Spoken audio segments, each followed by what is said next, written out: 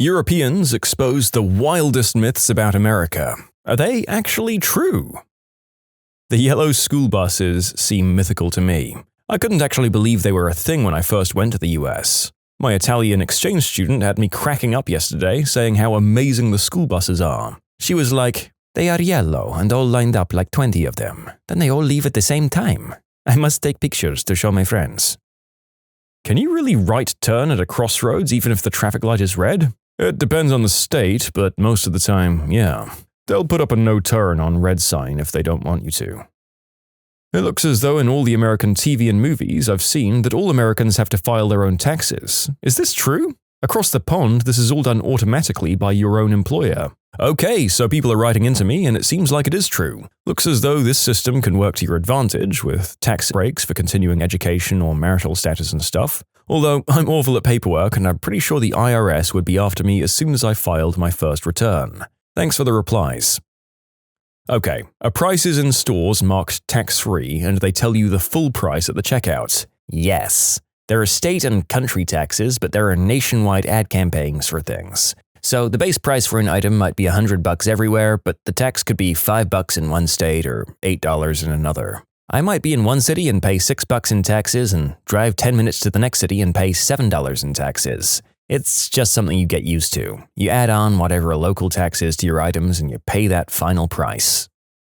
Are house parties common and are they like in the movies, with like 30+ drunk people and people doing the deed everywhere? I've never been to a house party where people were just doing the deed everywhere, but yeah, 30 or 40 or more drunk people with a few rooms where people kind of disappear to and come out awkwardly. I didn't believe it until this afternoon. It's the firearm shops. My friend is in Vegas at the moment and he just posted a picture of him in a shop that looks almost identical to the ones in GTA. I'd just assumed that GTA was exaggerating. GTA 5 is almost exactly like driving around Southern California. My friends and I marveled at how close it looks to the real streets here. I have to assume that its identicalness applies all the way to the idiots like me driving against traffic and suddenly throwing satchel charges into clusters of cars just for funsies as well.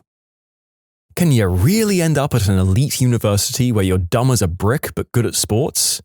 Yes, is the short answer. But does this mean they all finish university and get a degree, or are they just doing sports and just allowed to get awful grades the whole time? Generally speaking, they all finish and get a degree, though the ultimate goal is for them to go into professional sports. Not all of them are dumb as a brick, but at least in my school, the guys who played sports got a lot more slack when it came to academics because they were so good at sports. Is New York City really as busy as it looks in the movies? On TV, it looks like there's a billion people jammed in there, with everyone moving shoulder to shoulder in one huge angry mess, and you could lose a child if you blink. Is that just put on for the cameras to look busy? None of the cities here are anything like that. Yes and no. Usually in my experience, that's only around Manhattan, and although not as extreme as a lot of movies show it, there's a lot of focused people walking around. Generally, the only time I see that many people huddled around is near a large subway station. I had a couple from Seattle stay at my flat for a couple of days as couch surfers, and I was quite surprised to hear them call each other honey or hun, just like in the movies. Is it that easy to get a weapon? I read that Walmart sells weapons, so how is the process to get one? In Texas, buying a firearm is pretty easy. You go and whoever's selling it will do a quick background check, but if you're clean, you can walk out with a piece in under 30 minutes. Is it really that risky to walk into a ghetto neighborhood in a big city, or is it more something people just say? Always wondering, as we have bad neighborhoods in my country as well, but if you walk through them at night, you're not really that much more unsafe than in other parts of cities. In short, are there really no-go areas in the States? Crap, I don't even live near the city and there's areas I don't even like going to in the daytime.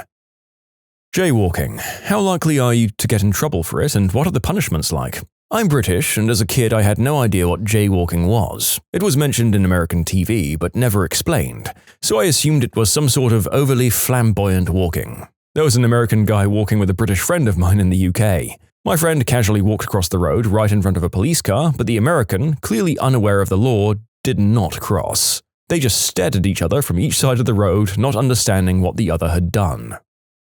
Do people really have air conditioners just hanging out the windows, only held in place by the window itself? It seems crazy unsafe. These air cons are usually balanced such that most of the weight rests on the windowsill. The outside portion is just a hair heavier than the inside, so that the lip of the top of the machine rests against the bottom of the window frame, which is in a raised position, of course. You're supposed to drive 1 to 4 screws, depending on the design, into the window frame to keep everything from moving. The machines look precarious because they do tilt downwards on the outside, but they're supposed to do this so that the condensate drips away to the outside rather than the inside. Finally, many of them have 120-volt motors in them so that they can be plugged into any available outlet, although larger ones might want 208 to 240 volts.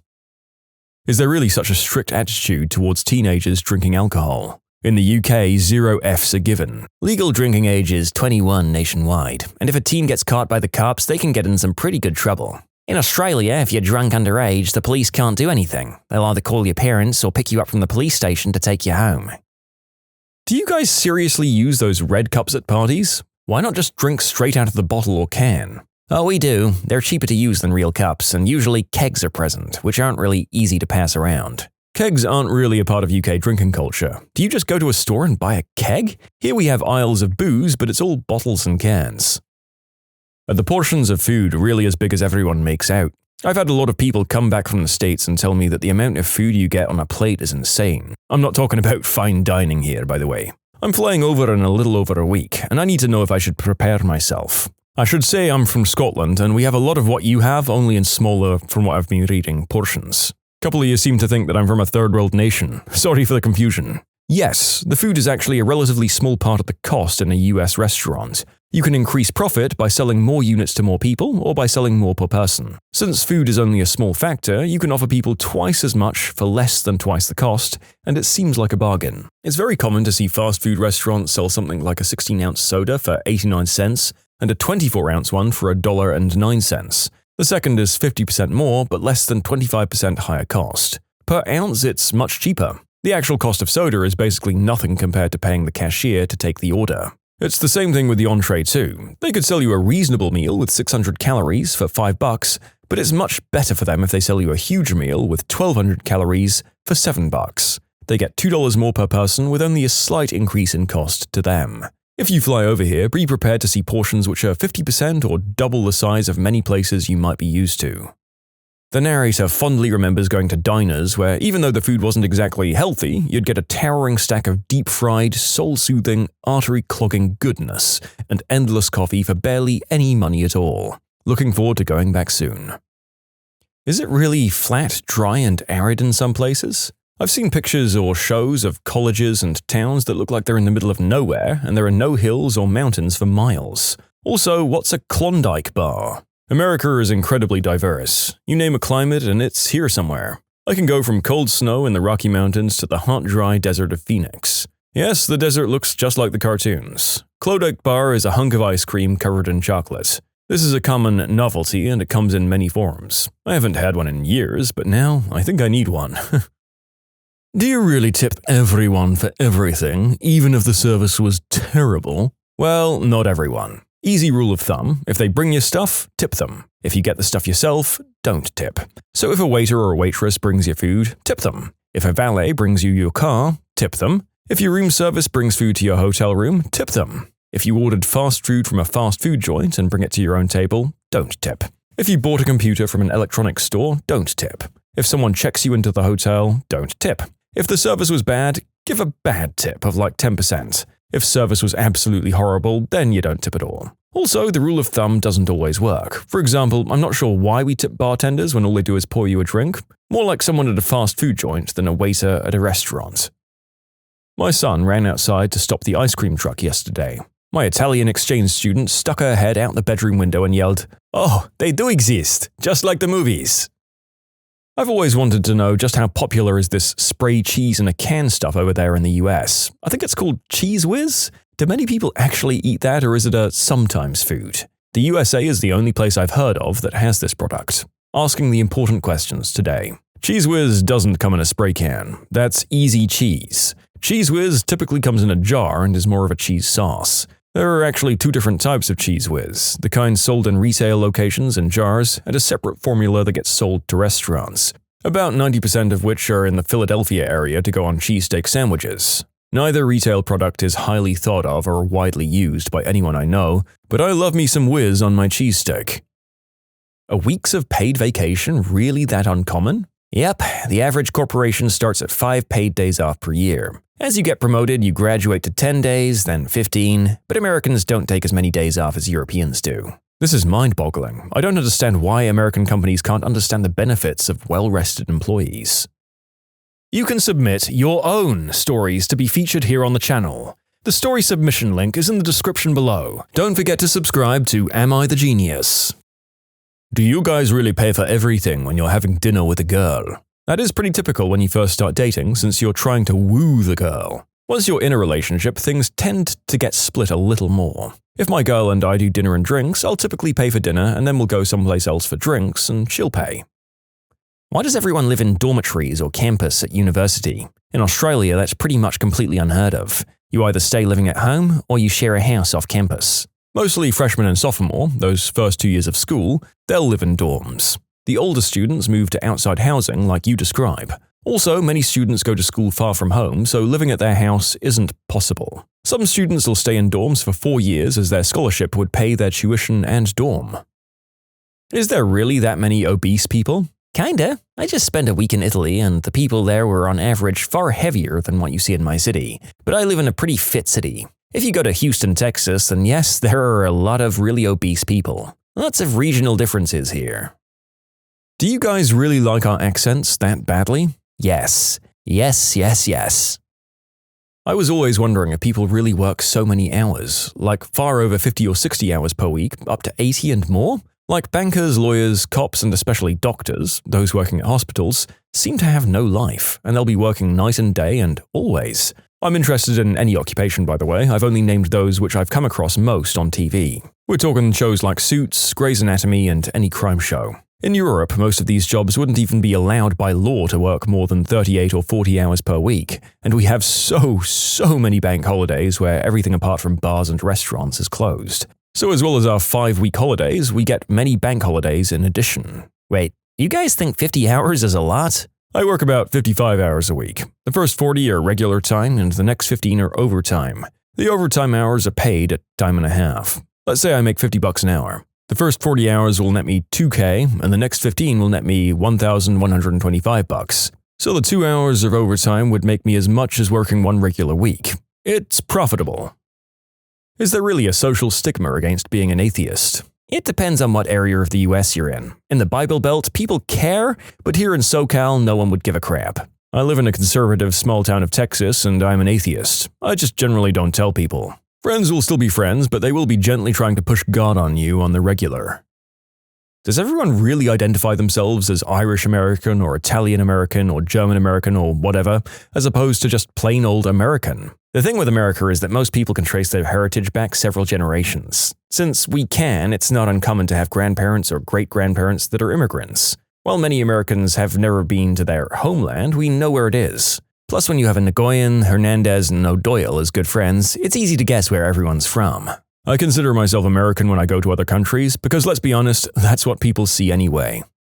I think the aspect of seeing yourself as being from a certain culture different from simply America really stems back from those old colonial times where those nationalities really did band together and kind of keep close ties compared to how they reacted to other cultural groups there. The melting pot thing did eventually work, but it took a while, and I think that's where people's attachment to their sub-identities as Americans stem from. Do all of your high schools have that corridor of lockers? I've never seen that in any schools around here, but in American movies, they're everywhere. Every school I went to growing up did. Every hallway was lined with lockers on either side. Each student was assigned a locker at the beginning of the year and was allowed to visit it between each class to get their books and supplies for the next class. Unlike in Europe, where the teachers move from one room to the next between classes, students move between the classes. So during every class change, the hallways would be filled with students moving from one room to the next. This is one of the main reasons we have lockers, so that you don't have to carry all of your stuff around all day. If you sat in the same room all day, it would be easier to keep everything with you. I always felt bad for the custodians who'd set all of the combinations on the lockers each year. It must take them days to do them all. I've got a question related to the other one about university dorms. Are fraternities such a big deal? It's totally alien to me in Scotland. They can be a big deal, but they don't have to be. Some people join fraternities, most people don't. I'd like to ask if high school really has the tendency to have some main groups who mainly hang out and sit together in the cafeteria, like there are the cheerleaders, the footballers, the nerds, the punks, and the skater boys, for example. And I'd like to know if girls are really so mean at high school. Like if one girl or group of girls are really popular, do they really behave so cattily and treat other girls, maybe the less pretty or nerdy ones, that badly? Like, those Carrie levels of cruelty. Since I take more interest in culture and society, I really do wonder if white Americans and African Americans really aren't hanging out a lot together. Like, you have so many shows where all the main characters are white, like Uncle Charlie, Gilmore Girls, New Girl, California, almost any show, which have maybe one token black or Indian or Latino guy, and then you have shows where everyone is African American, Prince of Bel-Air, Bill Cosby Show, Everyone Hates Chris. Yeah, the black and white stuff is weird, and I think it's a microcosm of the US in general. I went to a high school in St. Louis with one of the relatives of the young guy who was sadly shot by the police in Ferguson. At my high school, the black kids and the white kids were always cool with each other, but always separated by some kind of collective choice.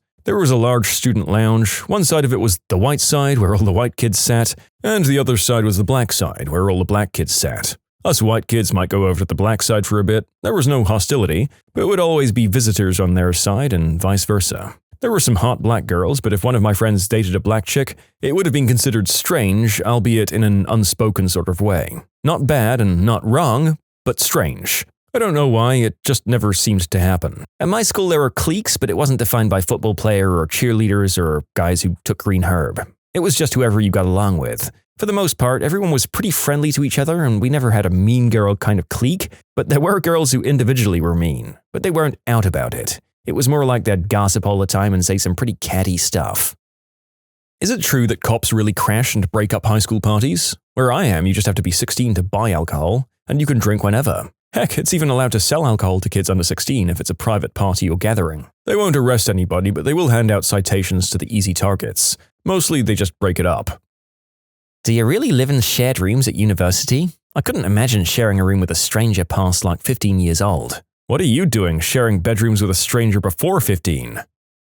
I once asked my American friend if people of Walmart actually exist in America, or is it just an overplayed joke they like showing on television and movies. It's real, and it's amazing. Is everything really bigger in America? Many things are, for sure. Big trucks, big houses, big servings, big people, and big stores. And big states as well. I do government work, so I interact with a lot of international types, and by that I mean contractors from Europe or Japan, mostly, and some diplomat types. You wouldn't believe how many think they can drive from New York or Seattle to LA in an afternoon. In New York, is there really steam constantly coming out of the ground? Also, what the heck is validated parking? Yes, a large utility company generates steam at large plants and pipes it to customers for heating, cooling, power, and cleaning purposes. You've got to pay for parking everywhere, but if you go to a specific place in the area or complex, they'll validate your parking pass, which basically means you get parking for free or a reduced fare. It's because you're using the lot to support a local business. And from what I hear, some people are absolutely ruthless about misusing the system to avoid paying parking fees in some places. I still love the story of the couple who saved hundreds on parking every year by validating their parking at a casino and playing a single-chip game of roulette before work every day. US TV and movies often depict ex-husbands having to pay alimony to their ex-wives, even when there doesn't seem to be any kids to support, unless and until the ex-wife gets remarried. Does that actually happen on a large scale? I do want to point out that even though it's pretty rare over here, sometimes the wife has to pay alimony for their ex-husbands, like Katy Perry and Russell Brand, but he waived his right to it. It's supposed to be whichever spouse, husband or wife, who made most or all of the money in the relationship, has to pay the other one, husband or wife, alimony to maintain standard of living for some sort of period of time. It depends on the state. It's usually husband to wife because men are typically still the breadwinners, but women paying men or no one paying anything because of equal pay is getting more prevalent. Is Mary J. really that popular? If you take a random sample of 100 regular 17-year-olds, how many do you think will have smoked green herb or done it regularly? It depends on what state, as it's legal medically and even recreationally in some places. I live in Southern California, so it's quite popular here. For a random sample of 17-year-olds, I'd guess at least half have tried it, probably higher, at least, and 25% smoke it regularly. As you get older, it gets more common. Mary J is a very popular lady here, and she's definitely getting more popular.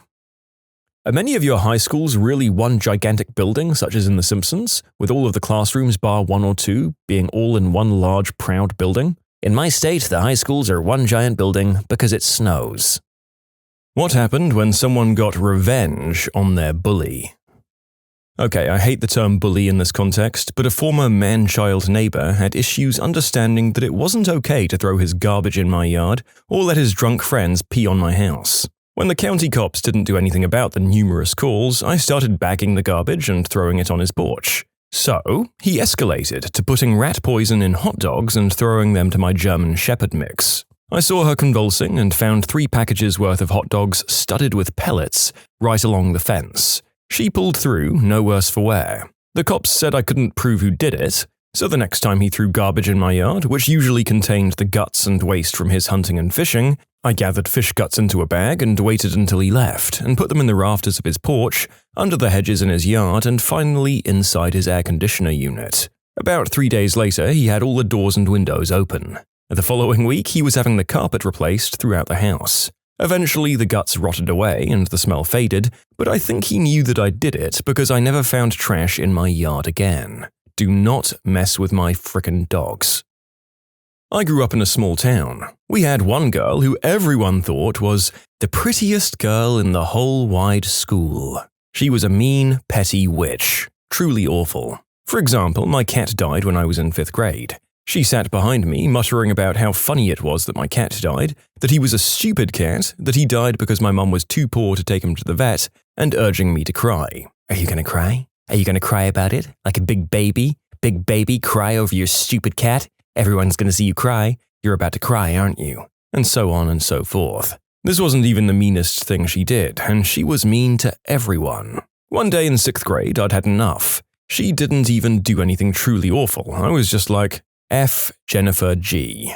And I decided to do something about her. I stole one of my mum's little index or recipe cards and meticulously wrote, I stuff my bra, in big bold letters. I stuffed that and a little gold safety pin in my jacket pocket. The next day, I carefully affixed this to the back of her pink members-only jacket just before first bell rang. She walked around with this damn note all day, confused as to why people were laughing at her. She screamed and screamed when she found it, and she cried. Everyone saw her cry. Man, and I think people probably would have clued her in or shown some pity if she wasn't, as you say, pretty awful to everyone. These people who dish it out but can't take it really just are something special, aren't they? Not really a bully so much, but I was working at my university in the Division of Student Life as a GA, and I'd worked myself into a great position where people trusted me and relied on my advice. One night at a big party at a local university bar, I had the craving for a cigarette. I asked this group of girls if they had one, and being one to not bum straight up, I offered a coupon for a free McDonald's fries if someone would give me a cig. One of the cuter girls there, with a pink stripe in her hair, said yes, pulled out her cigs, and I gave her the coupon. She then put her cigs back in her pocket and told me to F off after stealing my fry coupon. I was teed off at this point, and I tried reasoning with her. Seriously, 1 cigarette? She then called over a couple of guy friends and said that I was falsely accusing her of stealing from me, and her friends all backed her up. She looked me in the eyes and said, "You shouldn't be so trusting." Fast forward to Monday, we had job interviews for the division, and I happened to be passing through replacing a computer. I also happened to see the same pink stripe in hair individual that had stolen the McDonald's coupon from me the week before in line. I went to the person conducting the interviews and told him that she was a thief and a liar. On my way out, I smiled and waved. She didn't recognize me. She didn't get the job, and the interviewer thanked me for my contribution to the interview process. I had a similar situation once before, but it wasn't as sweet for me. I lived with my older sister, who constantly had friends over. One night after work, I came home and saw 2 of her new friends outside my house. They were looking into an opened backpack. I thought nothing of it, even though they bolted when they saw me. I got inside, my sister was passed out, and my Wii was gone. This being 2 months out of release. Went to the cops, told them who it was, and they basically told me that my Wii had already likely been sold for substances. The revenge, if you could call it that, came about a year later. Some guy came into my work for an interview. When he left, I told my boss who he was, and he never got the job.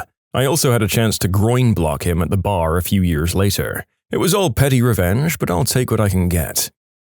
I was in 4th grade and I'd been bullied by a kid named Rocky. I swear to God that was his name. He was in 6th grade. Anyway, he'd trip me, knock books out of my hands, punch me and stuff. One day out on the playground, he pushed me onto the merry-go-round while it was spinning. I was rolled around inside it while people were trying to stop it. The whole time he was laughing at me. I got pulled out and I was scraped up pretty good. I got taken to the office to get patched up. The teachers asked what happened and I told them I fell. Then I went back outside, saw him standing there with his buddies, ran as fast as I could toward him and punched him as hard as I could in the face. I broke his nose and just stood there looking at him ready to fight. His buddies told him to leave me alone and I never got picked on again at school. When I was about 7 years old, there was a girl on the bus who would pull my hair and pick on me. I'd come home crying. My parents asked the driver to move our assigned seating, but they refused. My dad asked me how I could fix the problem, and I responded, "How can I do anything if I'm not allowed to hit?" Which was the rule. And my dad said, "Well, you're not allowed to hit, but you're allowed to not get hit." He explained what I should do, and I did it. When the girl sat next to me, I should put my back against the wall, my feet on her thigh, and slide her off the seat. She fell, cried, I got in trouble, and the assigned seating was moved. Problem solved. In short, pushed her out of my seat, made her cry, and convinced the bus driver to change our assigned seating. I told him that if he told me to self-delete one more time, I'd punch him in the face. He didn't believe me and told me to go self-delete. I punched him in the face, broke his glasses, and gave him a nosebleed, and he never spoke to me again. My buddy and I pulled a prank on a bully called Adam during the last 2 weeks of high school. We were hanging out at home playing video games and Adam surprised us by stopping by, under the guise of apparently wanting to be friends, despite having picked on us for the better part of 4 years, and one time shanking me with a pencil. Within about 5 minutes, he was pressuring me to write his final assignment for him. A speech for debate class. At first I said no. I mean, what is this, some comic book cliché? What'll he demand next, my milk money too? But then my buddy kept winking at me, putting the pressure on and convinced me that we should do it. After some negotiation, we agreed to put together a speech for him, but only if Adam would pay us $25 and also pick up a rather elaborate dinner order from Wendy's for us to eat that night. He agreed. My buddy and I ate well that night, and we had a plan. What we actually gave Adam was a quickly and pretty poorly written and somewhat incendiary speech titled The Silliness of Martin Luther King Day, which contained, among other statements, the one that, if America really wanted to celebrate a true hero, it would instead be Joe Namath Day. And I'm serious, that's what we wrote. We honestly believed Adam would read this at home, realize he had been had, and be forced to rewrite and memorize a new speech in the wee hours of the night. Except, it didn't go down that way. Imagine my surprise when Adam actually delivered that very speech in class the next day. He didn't have the memorization down, he kept referencing his papers, but he marched on. And the look on our teacher's face was just priceless. I think I peed my pants, I was giggling so hard. The other kids in the classroom were in shock. As I recall, the teacher made Adam stop his presentation and told him to leave the classroom, and she yelled at him in the hallway. As far as I know, Adam never fessed up that he hadn't actually written that paper, and I'm still not quite sure he ever really figured out just how brilliantly he had been played. What? Wow, that's just wow. I mean, I had to Google Joe Namath, and it seems like he's not anyone super controversial or anything, but even just the title of The Silliness of Martin Luther King Day is giving me anxiety and probably nightmares of YouTube cancellation if I said that. So yeah, I don't know how he didn't realize it was bunk the second he wrote it. Well, I graduated and they're either substance dealers, in jail, or dead. The best revenge is just living well. In my secondary school, when you were about to leave, you would wear your school uniform shirt on the last day and people would sign it for you. There was also an option to wear your own clothes for the last few days. So this guy who was leaving came decked out in the best of 1980s sports fashion, wielding a permanent marker, and instead of signing the shirts of leavers, he went around scribbling on the shirts of kids who were younger. Now, bear in mind, we were pretty poor, and if I came home with my uniform in a mess, I'd get grief because we couldn't afford to replace it. He grabbed me and scribbled all over my shirt, and somehow, using as yet unknown Quicksilver powers, I grabbed the marker off him and managed to scribble not only all over his Sergio D-bag windbreaker, but all over his face and neck. He punched me in the chest, I'm a girl, but it was worth it. 2 random strangers came during a bullying session in a public place and they punched my bully for some time while calling me their friend. His entire class was afraid of me after that. I still don't know who my saviors were, but thank you. Well, my revenge took place years after the bullying, but let me tell you, the feeling was magnificent. I was driving one night and I got rear-ended. This took me by surprise, simply because I thought this was at 3 in the morning and I was the only vehicle on the road at this time in this area. Or so I thought. Turns out he was driving drunk, and I just so happened to have neck pains and trouble sleeping due to the traumatic event when I testified in court. So I was able to sue him for enough to pay medical, my vehicle, and a little extra pocket money. That's what you fricking get for pushing me into the locker, Chad. Well, I just did the deed on and off with his sister for 2 years. I had a friend who had a bully. He had a locker above my friend and would intentionally drop books on her head, push her around, and insult her throughout the year. And we all had a class together where he was generally a jerk to anyone that he could be a jerk to. Before class started and before anyone else was in class yet, the teacher had to step out for a bit and it was just the 3 of us in the room. My friend was and still is very tiny, but that day it didn't matter. She snapped and had enough of his crap and went on the attack. I don't think she could have done much damage on her own, but I stepped in. Puberty was swift for me and I was one of the largest kids in my school. By 5th grade, I was already the size of an adult woman. I pinned him to the wall and let my friend kick the crap out of him and punch him in the jewels. He didn't speak to either of us after that and we never got into any trouble. I don't think he wanted to tell anyone that he got beat up by a couple of girls.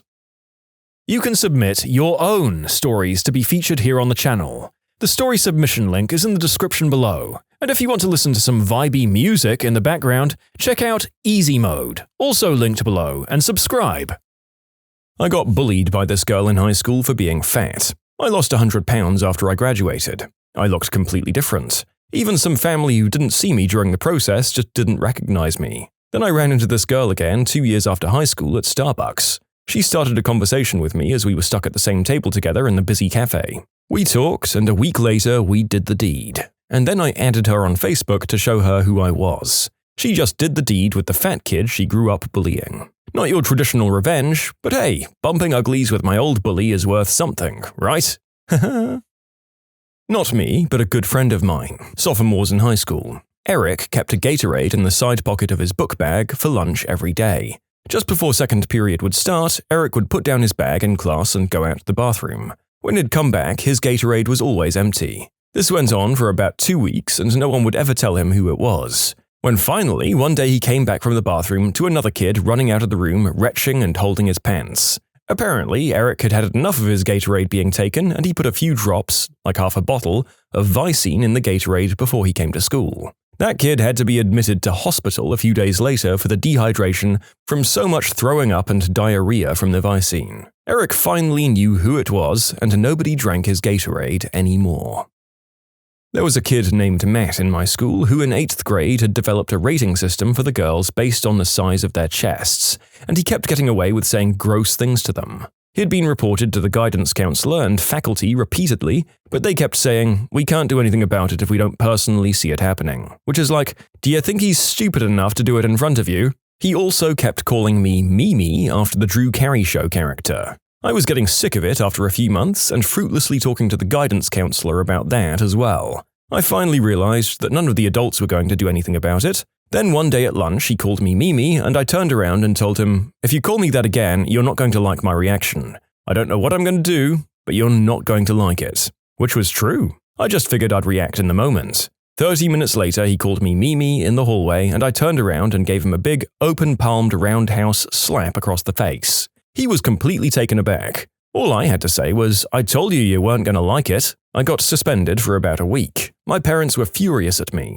However, Matt never made his stupid comments to anyone ever again. He was totally polite from that day forward.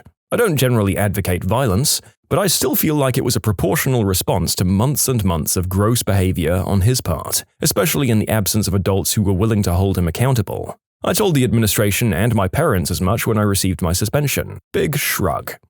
Oh boy, the Drew Carey Show really was just a different period of television, wasn't it? Go watch that show if you really want an idea of just how far we've come in terms of the average quality of television these days.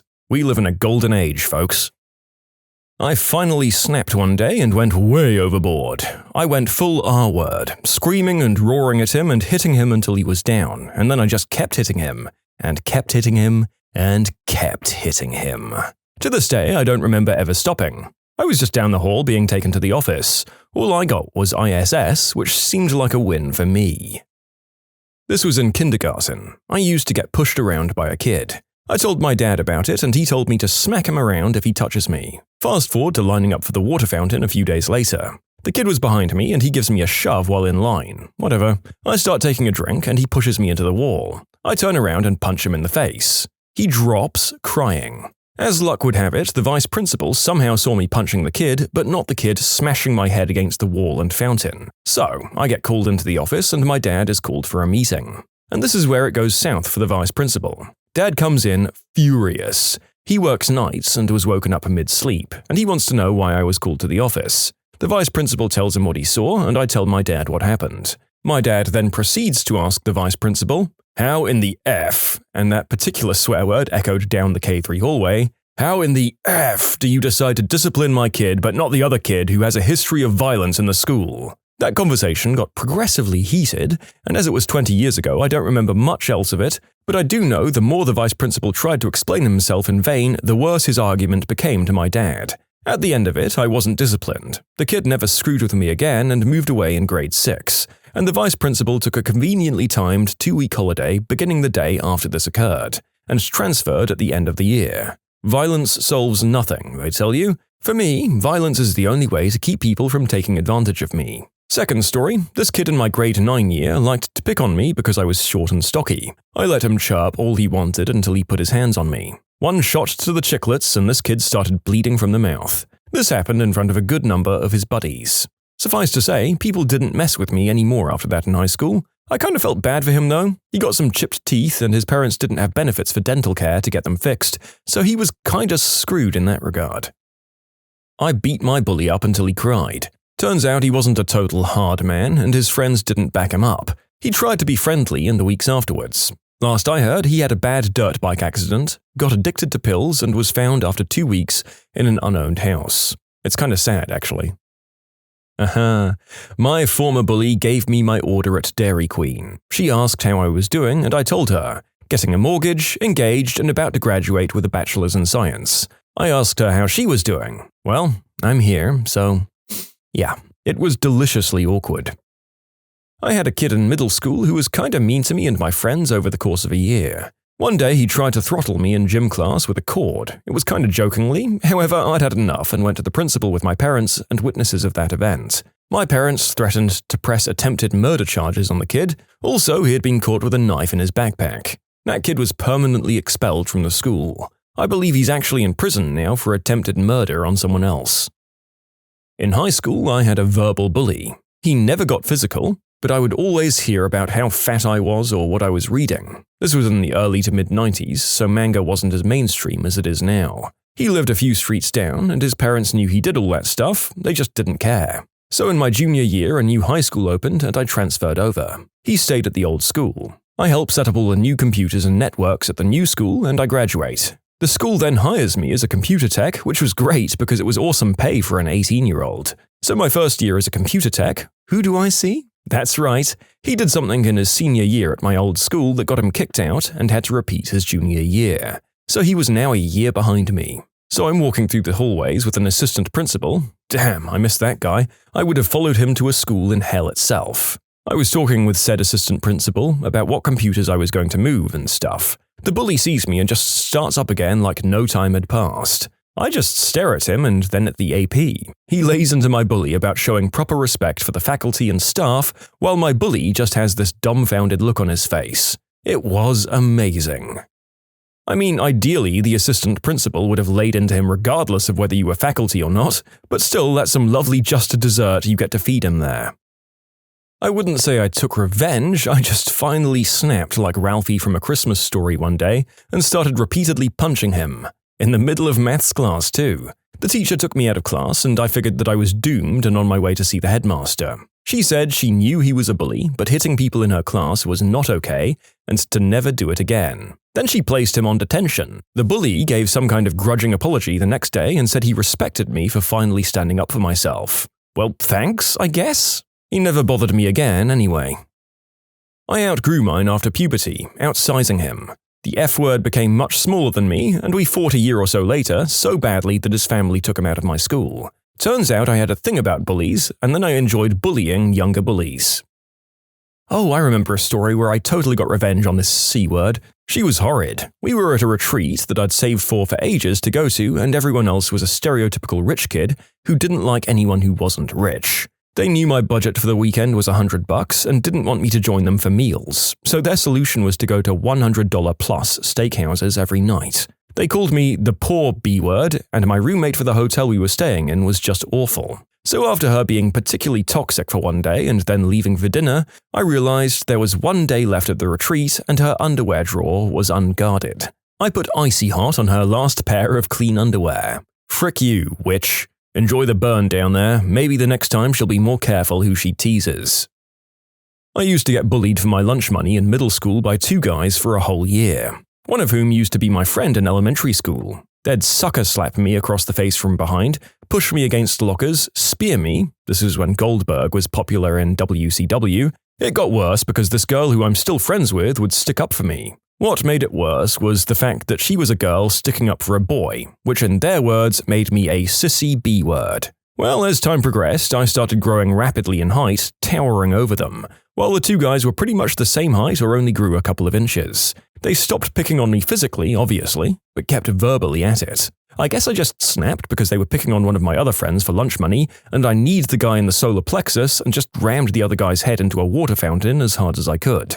The feeling I got after doing that made me so violently hyped and surprised at how light they were. All three of us got ISS for a week. They avoided my presence ever since that incident. I did have to watch my back though because their friends threatened to jump me. Nothing came of it, just a bunch of scared loud hyenas with hurt egos. What caused a teacher to have a complete breakdown? Woohoo, do I have a story for this one? A few years ago, I took a class in design theory. It was the pet project of the head of the college and taught the design principles behind everything from common household objects to room layouts to entire organizations. It was an absolutely brutal class, but uniquely informative. One day, towards the end of the semester, we went over the use of humor in design. The professor spent the entire class talking about how laughter and amusement can be used to engage an audience and change how people see a situation. The whole time he was laughing, cracking jokes, good ones too, and generally making sure the class had a good time. At the end of the lesson, he told us not to underestimate the power of laughter. After all, it was how he had gotten through the lecture that day. His father had died a couple of days prior. He broke down crying after he told us. It's probably the most impactful lecture I've ever attended. The teacher in question was bullied and disrespected every day. One day, an idiot threw a geometry compass and it stuck in the corkboard like a thrown knife right beside her while she was writing on the board. Instant meltdown. She was in tears, she left the class, and I never saw her again. I can't blame her. She probably thought her life was in danger at that point. Some schools and neighborhoods are very hard. The teacher learned that one student had cheated on a history essay. After getting this kid suspended for 2 days, repeat offender, she discovered that almost 2/3 of the class in that subject was cheating as well. I don't know what happened after that, but she literally broke down when she found out that my class knew about it. We were in a different subject, so we weren't part of that scandal.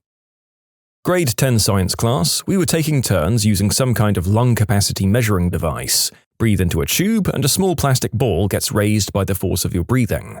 Something gets measured somehow. I can't really remember the details aside from the plastic ball. Anyway, the teacher takes his turn, apparently trying to show off how hard he can breathe out.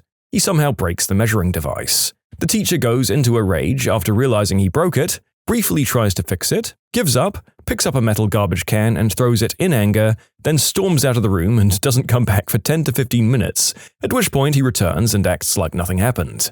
It was more bizarre and amusing than anything else. You have to wonder what had been happening in that man's life for the last week or so for that to be the straw that broke the camel's back. It's better than thinking about the other possibility, that this is just how this man reacted to every inconvenience. Next up, a tiny story that still made me shed a tear reading it.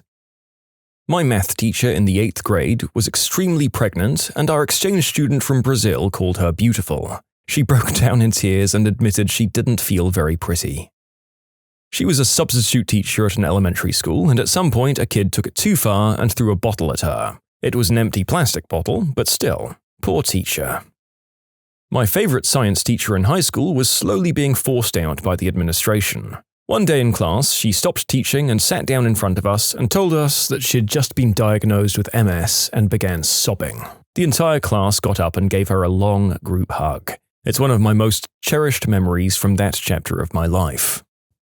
We made our English teacher cry, but we really didn't want to because we really liked her. She was about to switch to another school and she had some really important things to do. She needed to call someone, so she gave us a task to do and left the room for like 5 minutes. We were a horrible class, around 16 or 17 at the time, and mainly boys. We had breakfast together that day and stuff was still in the classroom.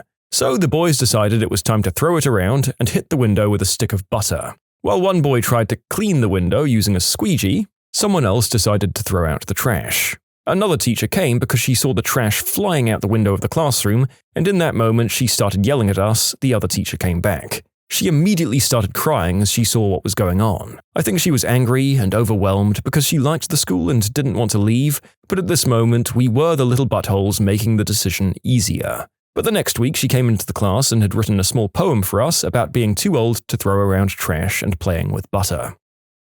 Physics teacher came into class late, walked past the podium and walked into the chalkboard, like he would have kept walking if it wasn't there. He then picked up one of those plastic pen things that you put chalk in, proceeded to try and write on the chalkboard even though the pen was empty of chalk, all the while mumbling incoherently. Found out later he had had a stroke and managed to drive himself to the university somehow. He didn't return to teaching that year, and as best as I recall, he ended up retiring due to health complications. He was in his 60s, and along with the stroke, he'd fallen and hit his head. Online searching shows he passed away about 8 years afterwards.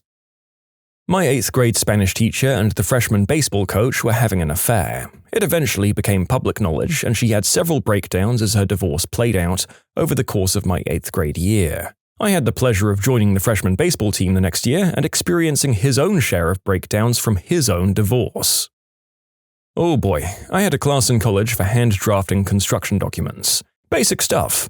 I guess it was like 8th or 9th year the teacher had taught the class and it hadn't really changed the curriculum. So at one point a project got assigned. I ended up being very sick at the time and had some extra time to work on it. Nothing hard, just tedious. The first day I came back, the teacher came in and just freaking unloaded on the class. Apparently, a student from a previous semester had given someone their project to copy, and that had gotten passed around. And that project had some noticeable error on it, so when everyone turned in their projects, the teacher quickly noticed that there were tons of copies. The school had a zero-tolerance policy on cheating, but I think at the time the department couldn't just drop something like 15 students, so they were all placed on academic probation for a year.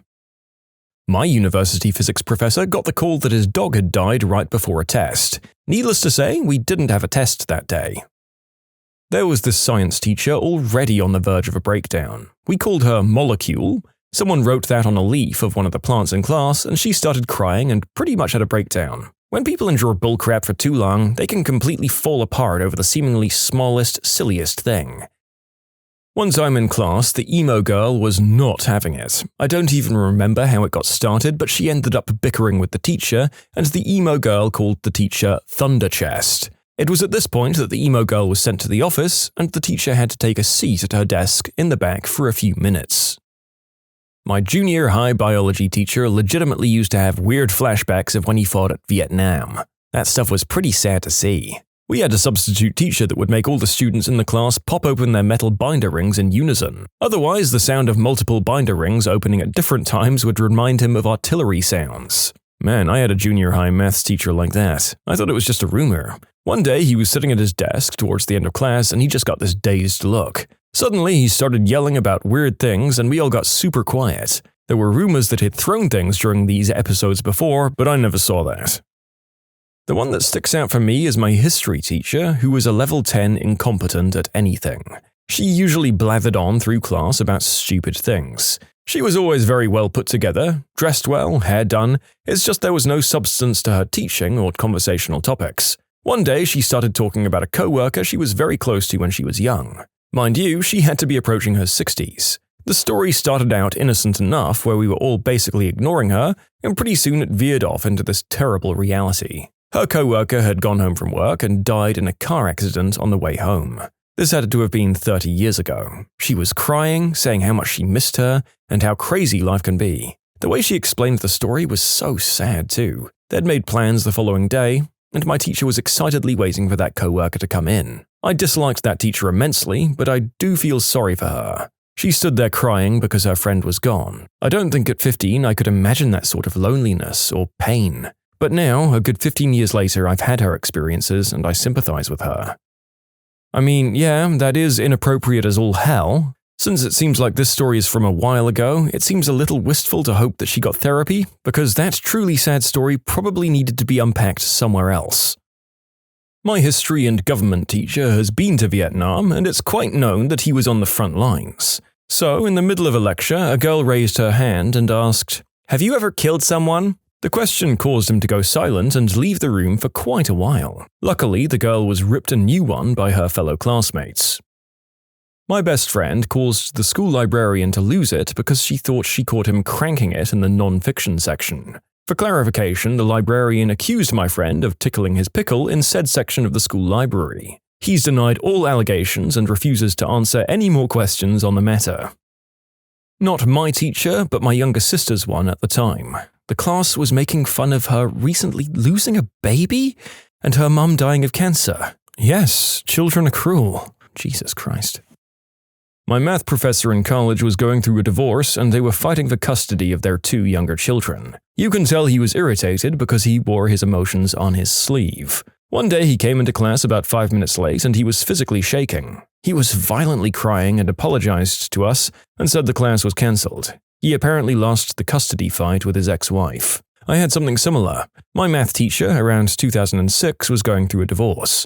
We all got the impression it had thrown her deep into some sort of depression. She was absent a lot, and sometimes she just gave us a paper with math problems to solve while sitting lethargically at her desk. One time, she totally broke down in front of us. She just randomly told us that she saw one of those "Have you seen our cat?" flyers pinned to a tree and called the owners to ask how it is to own a cat. The owner felt ridiculed and allegedly shouted something, and she sobbed while repeating, "I just wanted to know how it is to have a cat." Man, I felt so bad for her. Some absolute moron said he'd pee on the teacher's grandpa's grave. Said grandpa had died 2 days earlier. He was showing us a diagram of a baby in the womb when it started off as an egg, and the diagram was spinning around, and we kept asking if the baby spins out for 9 months and does it get dizzy. He headbutted a locker. You can submit your own stories to be featured here on the channel. The story submission link is in the description below. And if you want to listen to some vibey music in the background, check out easymode, also linked below, and subscribe. This one cool guy, let's call him Davey, tormented our English teacher for no reason. She was a very sweet and passionate lady about her job, but this guy was a DICK. He would write things on the board before class, really small in random spots like witch, pig, and just other random insults and swear words. The one day that he caused the breakdown was when he stole the remote for the wall-mounted TV.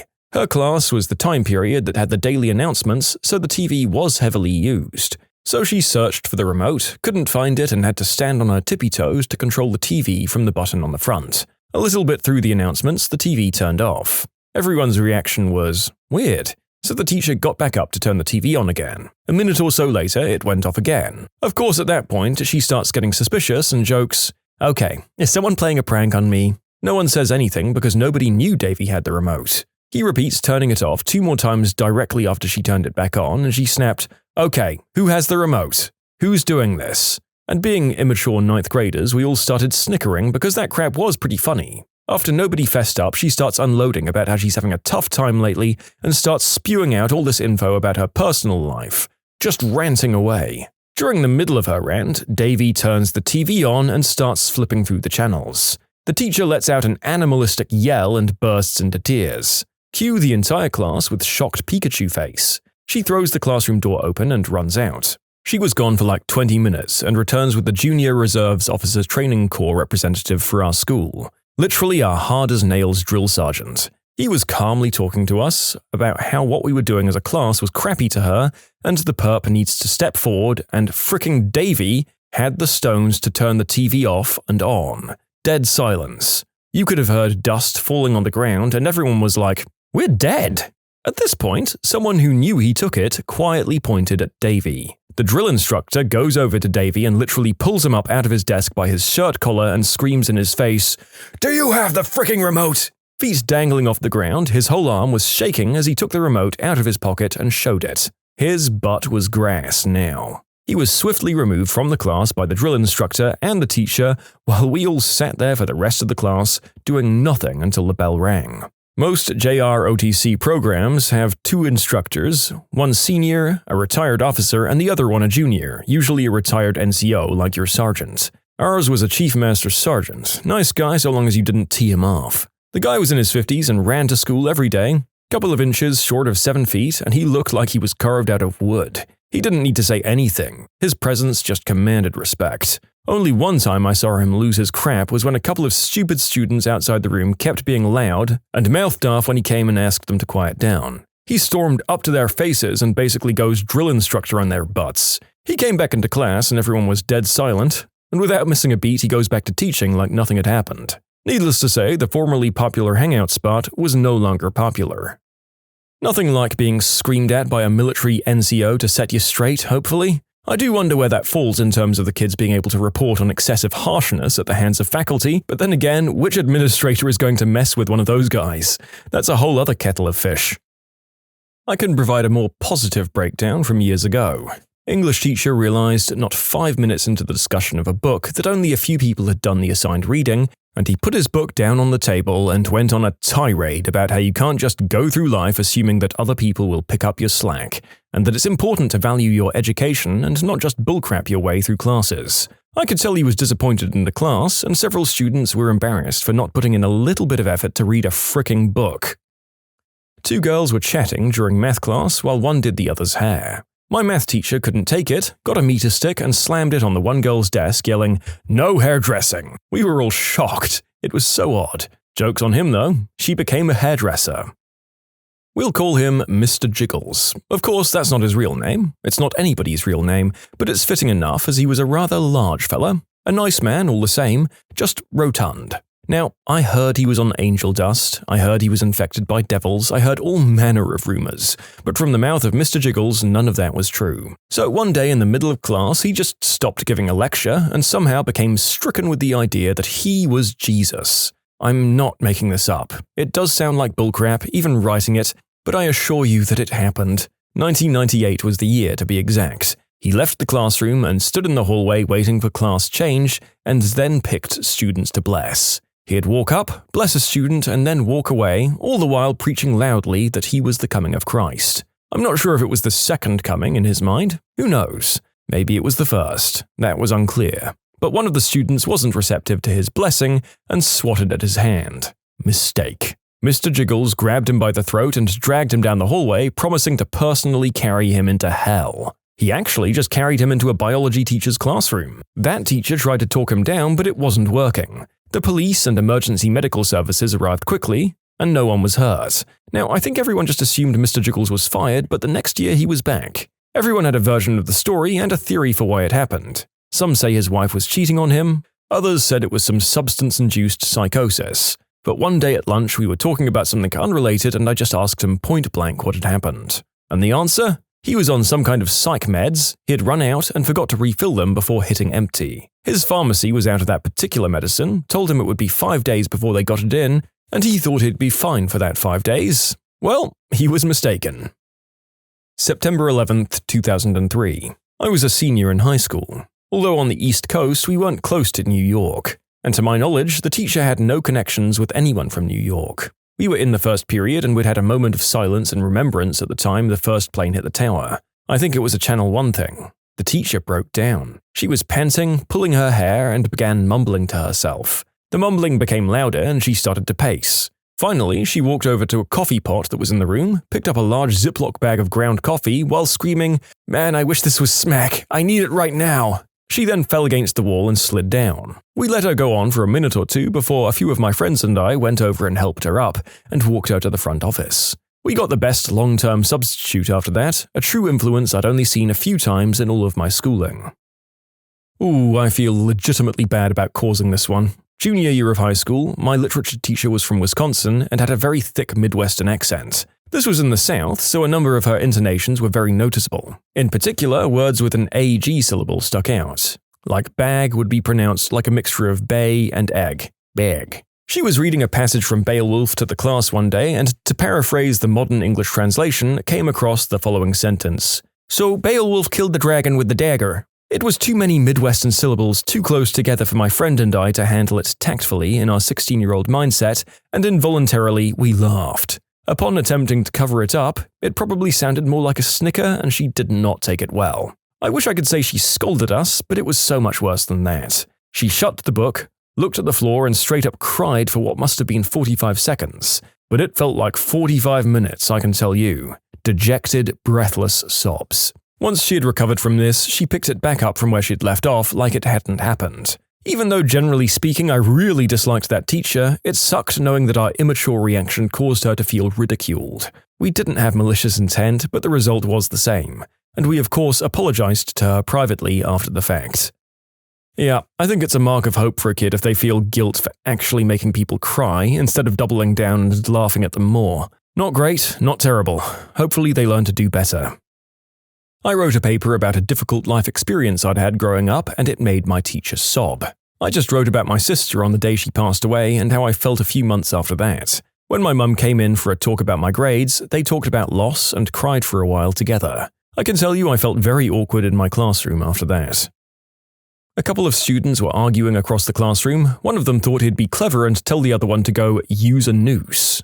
The teacher ran out of the room crying and came back in 5 minutes later screaming at him that her dad had self-deleted that way and called him a horrible boy, and she frickin' quit. Like that week. Everyone gave him the verbal kickdown of a lifetime after that class. Perhaps a bit far, but I think somewhat deserved. My IT teacher spent 15 minutes trying to figure out how to turn the volume up for a video. An IT teacher, mind you. Someone who teaches in technology, not knowing how to turn the volume up. When she finally figured it out, the whole class applauded and she broke down and left the room. Admittedly, this makes us look bad, but she was an awful teacher who clearly had no clue about anything in the subject. We didn't like her, so we let her figure it out herself. My God, that poor woman. It was probably some administrator who decided, well, we need an IT teacher and everyone here is old as dirt. Stacy, you graduated 2 years ago, so you're the most qualified with technology. Stacy was probably like, no, I don't know anything about computers. I'm a Spanish major. I can't teach IT. What? Nonsense. You fixed the printer the other day and you got rid of that virus on my phone. The class is yours. No. I just put more paper in the printer and your phone didn't have a virus. It was a Facebook ad that said you had a virus. I don't care. You're teaching the class. Congratulations. What good jobs could young people get qualified in for a great career? Draftsman in the construction industry. Basic knowledge of CAD and construction techniques, and you can get a high-paying job at a metal or millwork fabricator doing shop drawings. No need for an engineering or architect degree.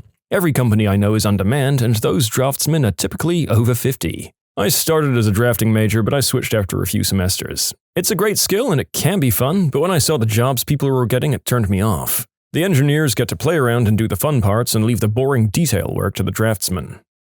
Trade work is pretty well known as a solid option, but I'll say specifically, anything related to utilities. Electric, water, gas. I work in that field. I'm 35 and I'm so young compared to virtually everybody else that it's downright uncomfortable most of the time. And these things need to continue existing and being maintained, but I'm not seeing the next generation taking over. I work in utilities. The entire workforce is grey. But I've also been eating crap pay, crap hours, and zero benefits for 2 whole years waiting for someone to retire or die or something so that I can get a real job. It still hasn't happened. They might be dinosaurs, but they jealously guard their cushy public sector jobs and don't leave until that nest is good and padded. Collision repair techs. You change body panels and structural pieces. Repair body panels by pulling dents, bondoing, and sanding them smooth for paint. There's a lot more to it, but that's the general gist of it. You see, everyone wants to be a painter. Painters grow on trees. It's easier and pays more. But it's hard to find a good tech nowadays, at least in my area anyway. CNC tooling, CNC programming, aircraft contracting. I knew of a few contractors making well over $100 an hour and hitting 60-hour weeks. You want to know why all these jobs are aging out? It's because no one wants to train anyone or take on inexperienced people. I'm completely willing and able to learn if I don't have the experience a position is asking for, yet they just assume people are gaining it elsewhere, I guess? How can I gain experience if no one is willing to train me? It's so frustrating.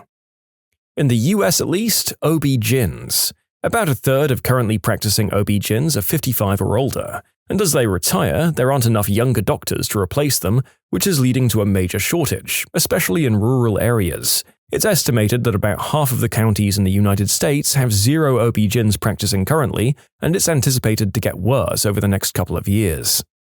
The narrator would like to add that although there's a lot of ideas being presented in this video, you need to do your due diligence and research how valid a career this is in your particular area, or if you're willing to move to consider practicing it somewhere where there's vacancies and it pays well. This previous example might be a good career in some areas, but there were numerous replies to this, with people chiming in to say the states where OB-GYN wasn't actually a valid career path. So use this video to find jobs that sound interesting, and then use your interest as a springboard to look up the state of the job online and how it could apply in your situation. Medical lab technologist. These are the people that perform all the tests that doctors order. My friend is a clinical lab scientist in a large metropolitan area, and he said hospitals are desperate to find more young people to hire. One of the drawbacks, though, is that this is a job that works around the clock, so a lot of opportunities are for the night shift. You do get paid a hefty amount more, though, if you don't mind working those hours. The auxiliary support side of healthcare is in need of fresh new talent, in my opinion. This covers a wide range of skills and career paths.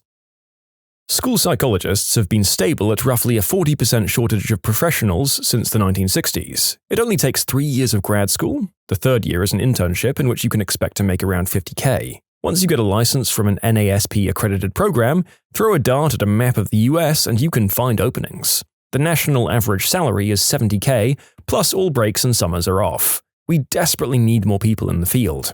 Every school is intended to have their own school psych, but due to shortages, many of us work at co-ops that serve a number of districts, and may serve as many as 4 or 5 different schools, so no shortage of opportunities.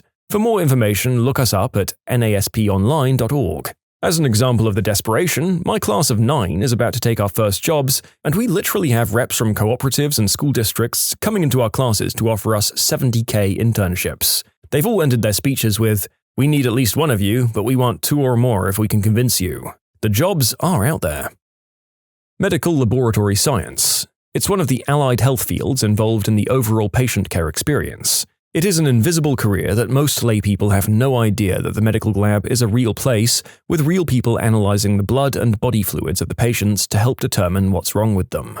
To a patient, the lab is the person who draws their blood, and then the doctor comes in with the lab results on their clipboard and that's it. Once the blood is taken from your arm or you pee in a cup at the doctor's office, the specimen gets sent to the lab. Well, that's us. A combination of state-of-the-art instrumentation and technology combined with old-fashioned manual procedures like looking at smears of blood under a microscope.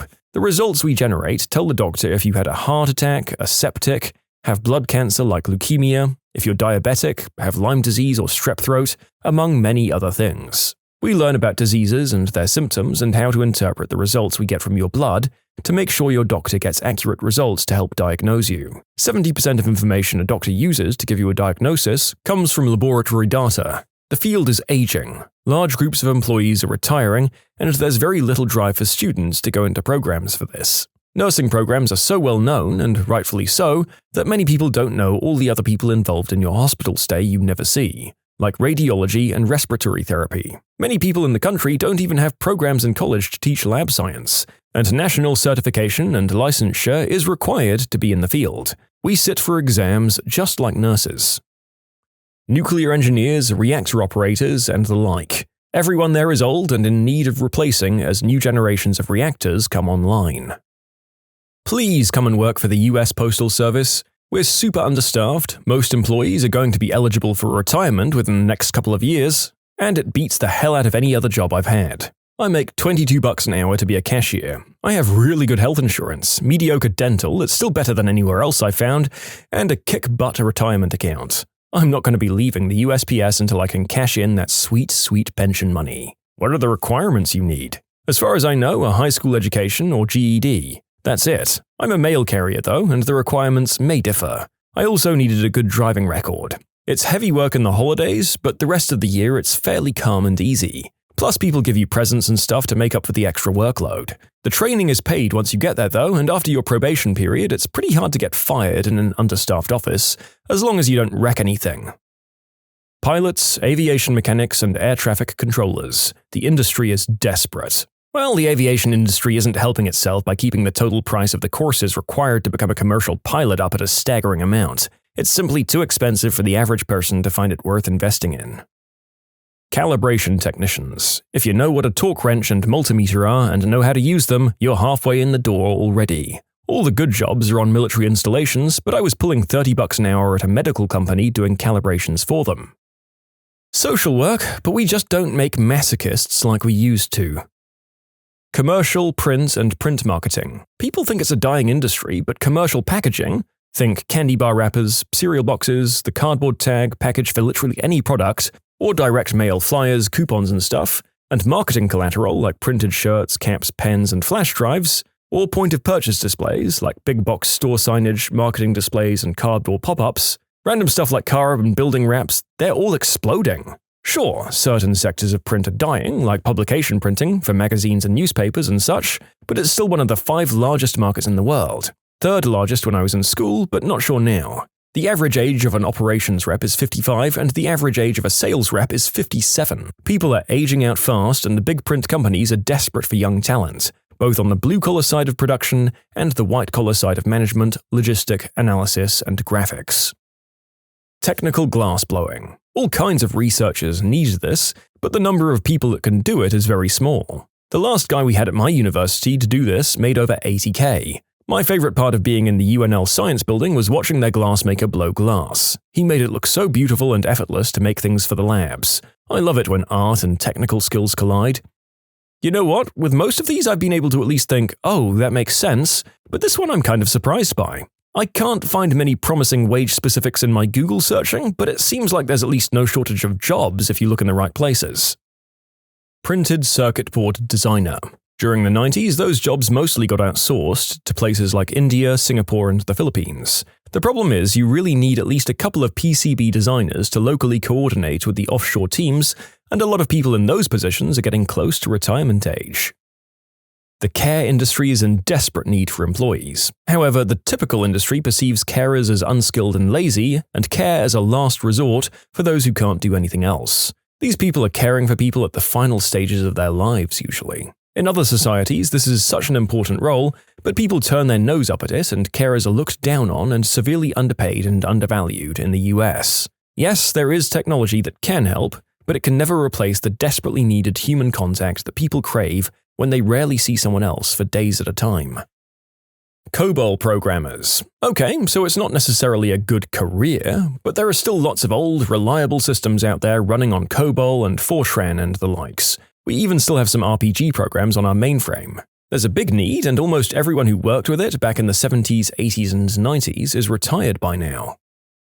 Amazingly, lawyer. And I'm not talking about in cities. The market in urban centers is flooded. But smaller towns and cities, think under 200,000 people, there's a desperate need for lawyers. Where I live, there are dozens of lawyers who are hanging on past retirement because they can't find anyone to fill their shoes. The problem is, new lawyers tend to only look for job postings online, and old lawyers and small firms don't tend to post online.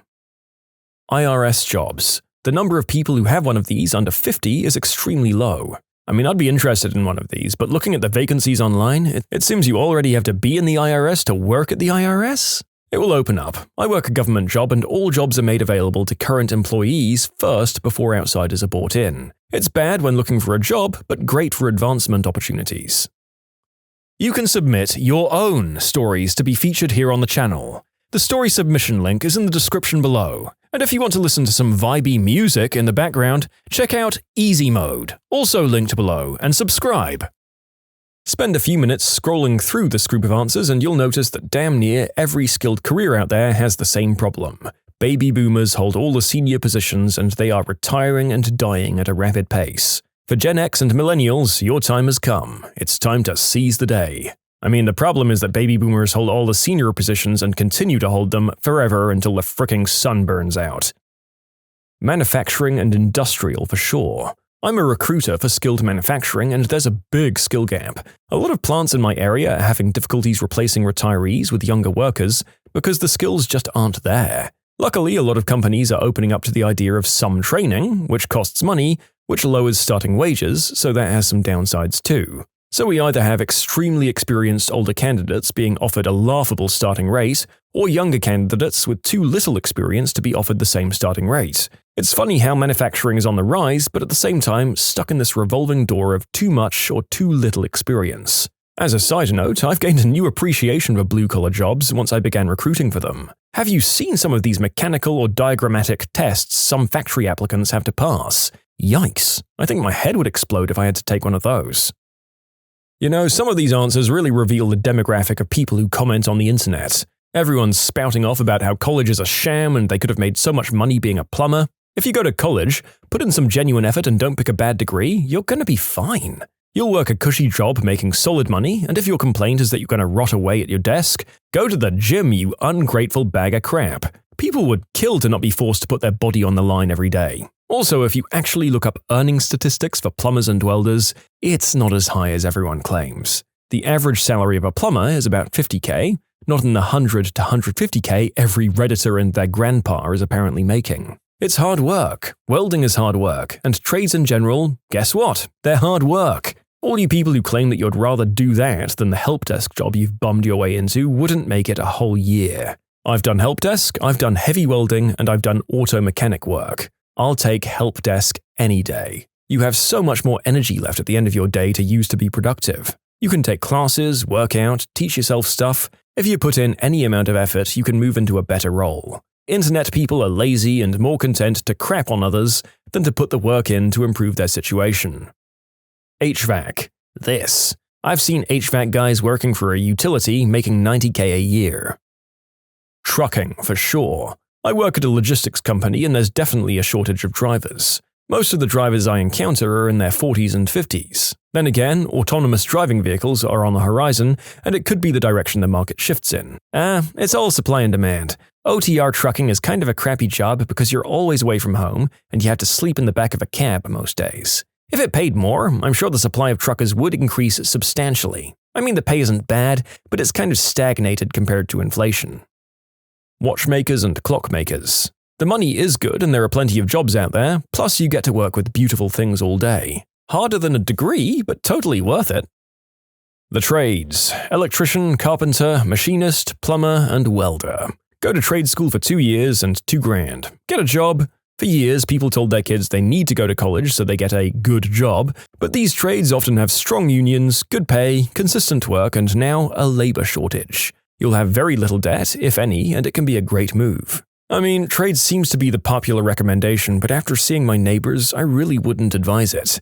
Anecdotal, of course, but so many carpenters I know are retiring in their 40s because their bodies just can't handle it anymore. My neighbor is getting surgery on his leg every single year. We're the same age, but he looks 10 years older than me. He's also in commercial and is a supervisor. He builds all the hospitals for Kaiser in the Bay Area. So we've had two schools of thought on the trades. Either they're a great idea, or that they're overrated and actually a really hard option for the money. I'd like to venture that I do know a lot of people of all ages who got by pretty well in their lives on the trades without ongoing health issues, and lots of the ones my age already have supervisor or managerial positions. I think like so many things, it's just doing the job well and going for the right positions in the right locations. Like many other jobs. As we said, do your research, people. Dental lab technician. I make $80K, full benefits, retirement, 3 weeks vacation. Went to 1 year of school. Education is not required though. Nobody knows about the industry. Labs are fiercely competitive for talent. You can learn almost everything on the job. There are labs everywhere. Librarians. Business is still booming despite what some people may think. We're constantly evolving to stay relevant and give people what they want and need, but some librarians just aren't interested in that or can't keep up. Just wanted to add that you definitely need your masters to have a good chance of making it to a good career. There are tons of ALA accredited online programs, but of course they are ridiculously expensive. There's public service loan forgiveness, which helps me make my decision to get my MLIS, although I don't have 100% faith in it. But I was lucky enough to find a full-time position the month after I graduated, and I'm part of a very strong 77 library consortium with positions always opening up and plenty of ways to advance, so I feel secure. It definitely depends on your area too. I wish there weren't so many drawbacks. If it's something you're thinking about doing, I would say try to get a part-time library position if you've never had experience. While not necessary, it does help. And research the programs. If it's truly a passion of yours, maybe look out of state to see how the situation is elsewhere. And there's lots of cool stuff you can do with your degree, even if you don't specialize. I'm a reference and technology librarian, so I do reference stuff, like look up books and movies, place requests, purchase audiobooks, help with databases, and get people started on resumes. I locate any info under the sun that people might need, and lots more. The technology part is teaching tech classes, whether it's helping someone with a new smartphone or basic internet schools, training staff, troubleshooting all of our tech, purchasing new software and hardware, running our social media and website, plus all the stuff in our makerspace like the 3D printer and the sewing machine. I'm not just shelving box and pushing carts all day, but that's a cool part too. Insurance. I'd recommend the commercial side rather than the personal lines, mostly due to automation concerns. But the industry has hired in age bands, and thus people are retiring in age bands. I run into very few people in my age group of 25 to 35, and due to the huge generational gap, we tend to stick together, even amongst competitors, and are one of the few industries that I feel doesn't eat our young. We grow them. Plus, with climate change, the evolution of privacy laws like GDPR, and the IoT, it's super interesting. You see things from a bird's eye view and get first-hand, real-time data on things you see just beginning to be reported in the media. Or I might just be a dork. Either or. Cardiovascular perfusion. We're basically heart plumbers, and I'm sure 99% of you have never even heard of the profession. If it weren't for perfusion, cardiac surgery would be impossible. We work in cardiac surgery 90% of the time, and the other 10% we're in ICU taking care of our patients on ECMO, extracorporeal membrane oxygenation, and we're teaching patients with artificial hearts how to live with their devices. In the next decade, we will lose a huge chunk of the workforce which was trained on the job, and universities aren't pumping out enough graduates, if you'll pardon the pun, to compensate for the future. There's lots of overtime in my future, so you should apply. We need more underrated superstars in ORs everywhere. Manufacturing and machining. Most trade jobs aren't appealing to people anymore because they're seen as low-class manual work, even though that couldn't be further from the truth. Technical jobs are very important. I'm currently taking classes to be a CNC machinist, and there's only 9 people in the class, counting me. Join the rail. We had 2 dudes pass away of old age just last week. Everyone I speak to is nearing retirement and has been at their job for 10 to 15 years. The pay is insane as well. Engineers. We don't produce enough of them in the US, and there's a large population of people in the field for whom most of what they learned in university is obsolete now. Basically, any trade jobs, but you'll likely need at least a year of trade school, and if you're like me and already blew your wad on useless college and are stuck in debt, that tends not to be an option. I still dream of going to trade school to be an electrician. I just need $8,000. A few of my friends were able to get paid to go to school by the companies that wanted to hire them. They offered hands-on training while doing the classroom stuff. I believe a few electrician companies actually run schools themselves. This is in the Midwest, though. Historians and archivists. Most people use their history degree to teach, while the heart and soul of the degree is dying. Most can't keep up with Past Perfect and other archive software, and many museums can't find qualified historians. It's way more fun than people think, and a lot of us just starting are younger by like 40 or 50 years. Are you kidding me? Please don't do this. I'm a certified archivist and I just left the field for a tech job making double. The average salary in Texas is still low 40s for someone with a master's. This is bad advice. Government. It's difficult to get into politics because they deem you need experience. I simply think we need a few more young people in government to learn and give valuable input from our point of view. SQL developers. It's pretty easy to pick up the basics and go from there. Based on the conferences I've been to and my own workplace, the average age seems to be around 40, mostly men. Many software engineers pick it up as a side skill, but there are few of us who focus in this directly, in my experience. I know some younger people go for data science, and that's needed for sure, but the basics need to be covered as well. You can use this skill for positions like business analysts, report developers, data engineers, and eventually ETL developers. Patent law. A surprisingly large number of patent attorneys are baby boomers who graduated from engineering or pharmacy school during one of the recessions of the 1970s and went to law school because they couldn't find engineering or pharmacy jobs, and some went to law school to avoid going to Vietnam. What's a fact that's technically true but that nobody understands correctly?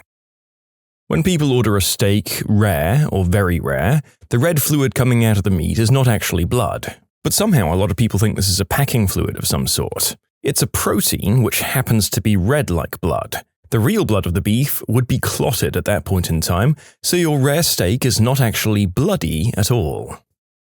That whole statistic about half of all marriages ending in divorce, it may be true, but a lot less than half of first marriages end in divorce. The thing is that there are repeat offenders driving up the statistic. The rate's actually between 35 to 40% of first marriages that end in divorce. The factors that really affect divorce rates are age, education level, and if you've previously been divorced and whether your parents are divorced. That women are experiencing more miscarriages than ever before, when really we've just developed pregnancy tests that can detect pregnancy sooner. What was just a few days late on their period for women 20 years ago is now actually a detectable pregnancy. It's the same with chest cancer. We've increased early detection, but women aren't surviving the cancer for longer, they're just living the same amount of time but knowing they have it for a longer amount of time. That George Washington had wooden teeth. Wooden in the context they said it in means uncomfortable and never meant made of wood. It means he had painful teeth. People think my lactose intolerance is an allergy. Nope, my body just doesn't produce the enzyme to digest lactose. By the same logic, I'm allergic to cyanide and most biological weapons. It is possible to make every correct move in a game and still lose. Whether glass is a liquid or glass is a solid. I'm a physicist who studied non-Newtonian fluids. The best answer is, it depends on what question you're asking. There are very excellent theoretical situations where it makes more sense to group it with liquids, like when you're talking about some of the rheological flow properties of the material. And there are other situations where it makes more sense to group it with solids, like when you want to know if your glass bowl will hold your soup. If you want to be even more accurate, you'll stop talking about it as being exclusively a solid or exclusively a liquid, since the idea that there are only 3 or 4 types of matter is overly simplistic. Your shaving foam is not exclusively a solid nor exclusively a liquid. It's complex. Your body isn't exclusively a solid or liquid either. It's complex. Negative reinforcement is actually the removal of aversive stimuli. To explain it further, positive reinforcement is the addition of pleasant stimuli to increase the likelihood of behaviors. Negative reinforcement is the removal of negative stimuli to increase likelihood of behaviors. Positive punishment is the addition of unpleasant stimuli to decrease likelihood of behavior. And negative punishment is the removal of pleasant stimuli to decrease likelihood of behavior. Okay, that's fascinating and it actually makes perfect sense. So negative reinforcement isn't trying to make a person or situation feel bad, it's working to try and improve an environment to positively impact someone or their output. The more you know. The fact that there are more slaves in the world today than at any prior time in history. In terms of absolute numbers, that is correct. Percentage-wise, though, there are far fewer. They're mostly in South Asia and Africa, though human trafficking, of course, occurs in nearly all low- and middle-income countries. That I don't have to agree with you in order to understand you. For whatever reason, political conversations always seem to forget this fact. I'm pretty sure the logic goes, if he doesn't agree with me, he must not understand me, because if he understood my point, he'd agree with my conclusion. If an intelligent species 67 million light-years away from us looks into their telescopes and sees Earth right now, they'll see dinosaurs. I like the Futurama version where a civilization 1,000 light-years away watches our old TV shows. Assless chaps. It's redundant. Chaps are assless to begin with. Contraceptives. When it says the main male contraceptive is 97% effective, that doesn't mean every time you do the deed you have a 3% risk of getting pregnant. Those statistics are based on 100 couples a year. So if you do the deed regularly for a whole year, you have a 3% risk for that year. I just want to clarify that a lot of things change the effectiveness of contraceptives. As people have said, most pregnancies are due to user error. So learn how to properly use your protection and be as careful as possible. If you do this, the risk is much lower. Also, the 3% risk is not just from the Johnny failing or breaking, it's also affected by people who said that they've used them but forgot or just didn't use one. The moral of the story is no percentage of effectiveness is 100% accurate. Just be smart, be safe, and if possible, use 2 types of birth control. Birth control pills and rubbers both have around 99% effectiveness. Be safe, guys. Theories can only be falsified and never verified. However, this does not mean that every theory is equally valuable. The one lady who spilled hot coffee in her lap at McDonald's and then sued the company and won $2.9 million. So now everyone thinks it's easy as heck to sue and get big money. Lots of people think the court system and our laws are all messed up. I'm an attorney and I defend medium and small businesses against liability suits of all types. Let me tell you, people sue all the time over trivial stuff hoping to cash in, and most of the time they get their case dismissed, or they get a nominal settlement after they've invested tons of time and effort in their case and gotten exhausted and frustrated to the point where they just want the case to go away already. Also, most people don't know it, but the McDonald's restaurant where the injury happened screwed up by ignoring many complaints that their coffee was literally boiling and burning people. Plus, the lady who sued got really seriously injured and required extensive medical treatment. The kicker is, the judge reduced the jury's verdict from $2.9 million down to about $640K. McDonald's appealed this, and while the appeal was pending, the parties settled for a sum rumored to be about between $400 and $500K. Psychologist here. I think a really good one is that venting your frustrations makes you feel better. People take it for granted that talking about problems or distress makes you feel better without having a clue of why this works. People have no concept of why moving your vocal cords results in a reduction of psychological distress and anxiety. The answer is that when we discuss our anxiety, we're creating new memories that are more easily processed by the amygdala of the brain. Essentially, talking about your difficulties exposes you to them. The longer you have exposure to a stress-producing stimulus, the less your body reacts to it, hence you get a reduction in anxiety. Hakuna Matata. Yes, it does indeed mean no worries for the rest of your days, but the entire point of the movie is that it's a terrible mantra to live your life by. I don't know, yeah, Simba was using it to run away from his problems, but Timon and Pumbaa are making the best of their situations. Well, in a way, Timon and Pumbaa were running away too. That's part of the point. Because they'd been hurt when they were younger, they'd decided to basically abandon the world. There's a point in the movie where they have to make the decision between continuing that way or joining Simba and the rest of the world and creating a makeshift family instead of just a partnership. In doing that, they discover that they are genuine heroes. Pumbaa even beats the crap out of the hyenas all by himself. Gravity is almost the same in the ISS as where you are now, which means they can walk up there, right? No. The Earth is pulling on the astronauts in orbit almost as hard as it pulls on you or me. The difference is that they're in constant freefall, so they're weightless. We can also be weightless, but only for short periods of time. For example, a bungee jumper or a parachute jumper would be approximately weightless until the cord started stretching or until the chute opened. So the reason they don't hit the ground in the ISS isn't that there's no gravitational force pulling them towards the Earth, but that their very fast sideways motion, over 7 kilometers a second, makes them miss the Earth. If the ISS stood still relative to the Earth, it would crash into the surface within minutes. The whole thing about lions not being very good climbers but being able to jump 36 feet. Just no.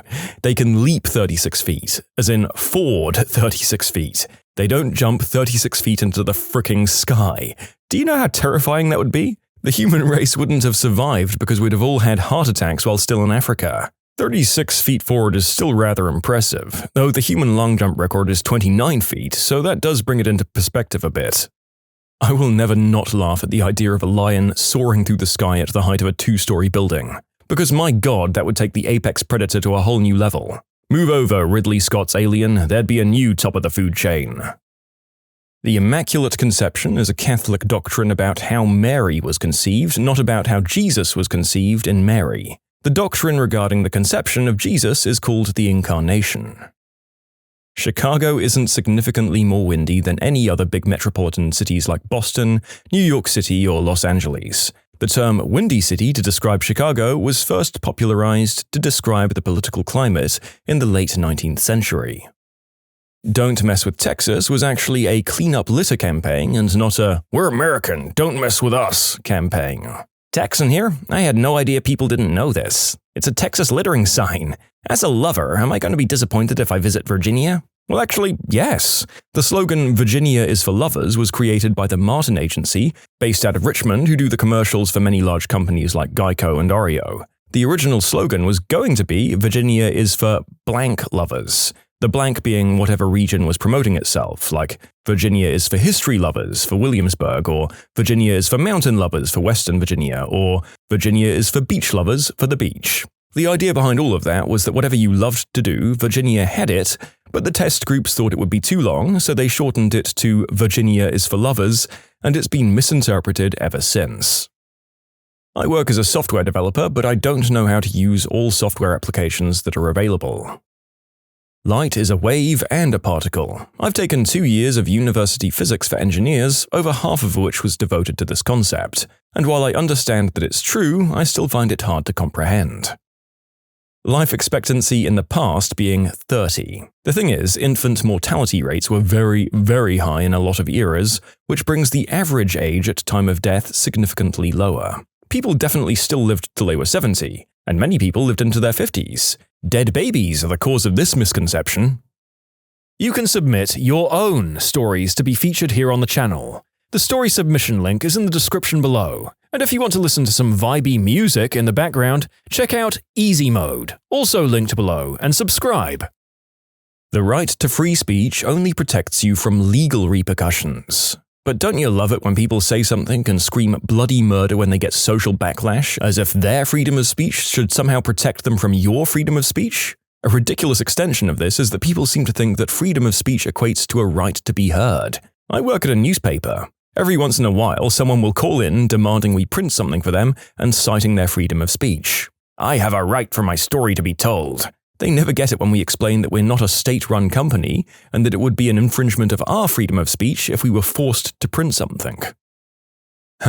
Statistics as a whole and the way people can manipulate them to prove whatever they want. Yep, autism rates went up as more people got vaccinated, right? Well, so did the popularity of the internet, and the number of Starbucks worldwide, and the variety of gluten-free foods available. Wikipedia can be edited by anyone. That's true, but if you want your edits to be permanent, it's one hell of a lot harder. I freaking hate it when my teachers tell me it isn't a reliable resource. Do you see those citation numbers there, witch? That you only use 10% of your brain. People misinterpret this statement all of the time. At any given time, you're using around 15 to 25% of your brain. As in, those parts show some measurable electrical activity at any instance. However, 100% of your brain is used in total over time. Everyone always loves to point out how wrong it is, but they're just not understanding what the quote is trying to say. It's less, you have some awesome brain powers if you could unlock some hidden potential, Hollywood, and more, you don't have the energy or the need to keep more than a certain amount of your brain active at any given time.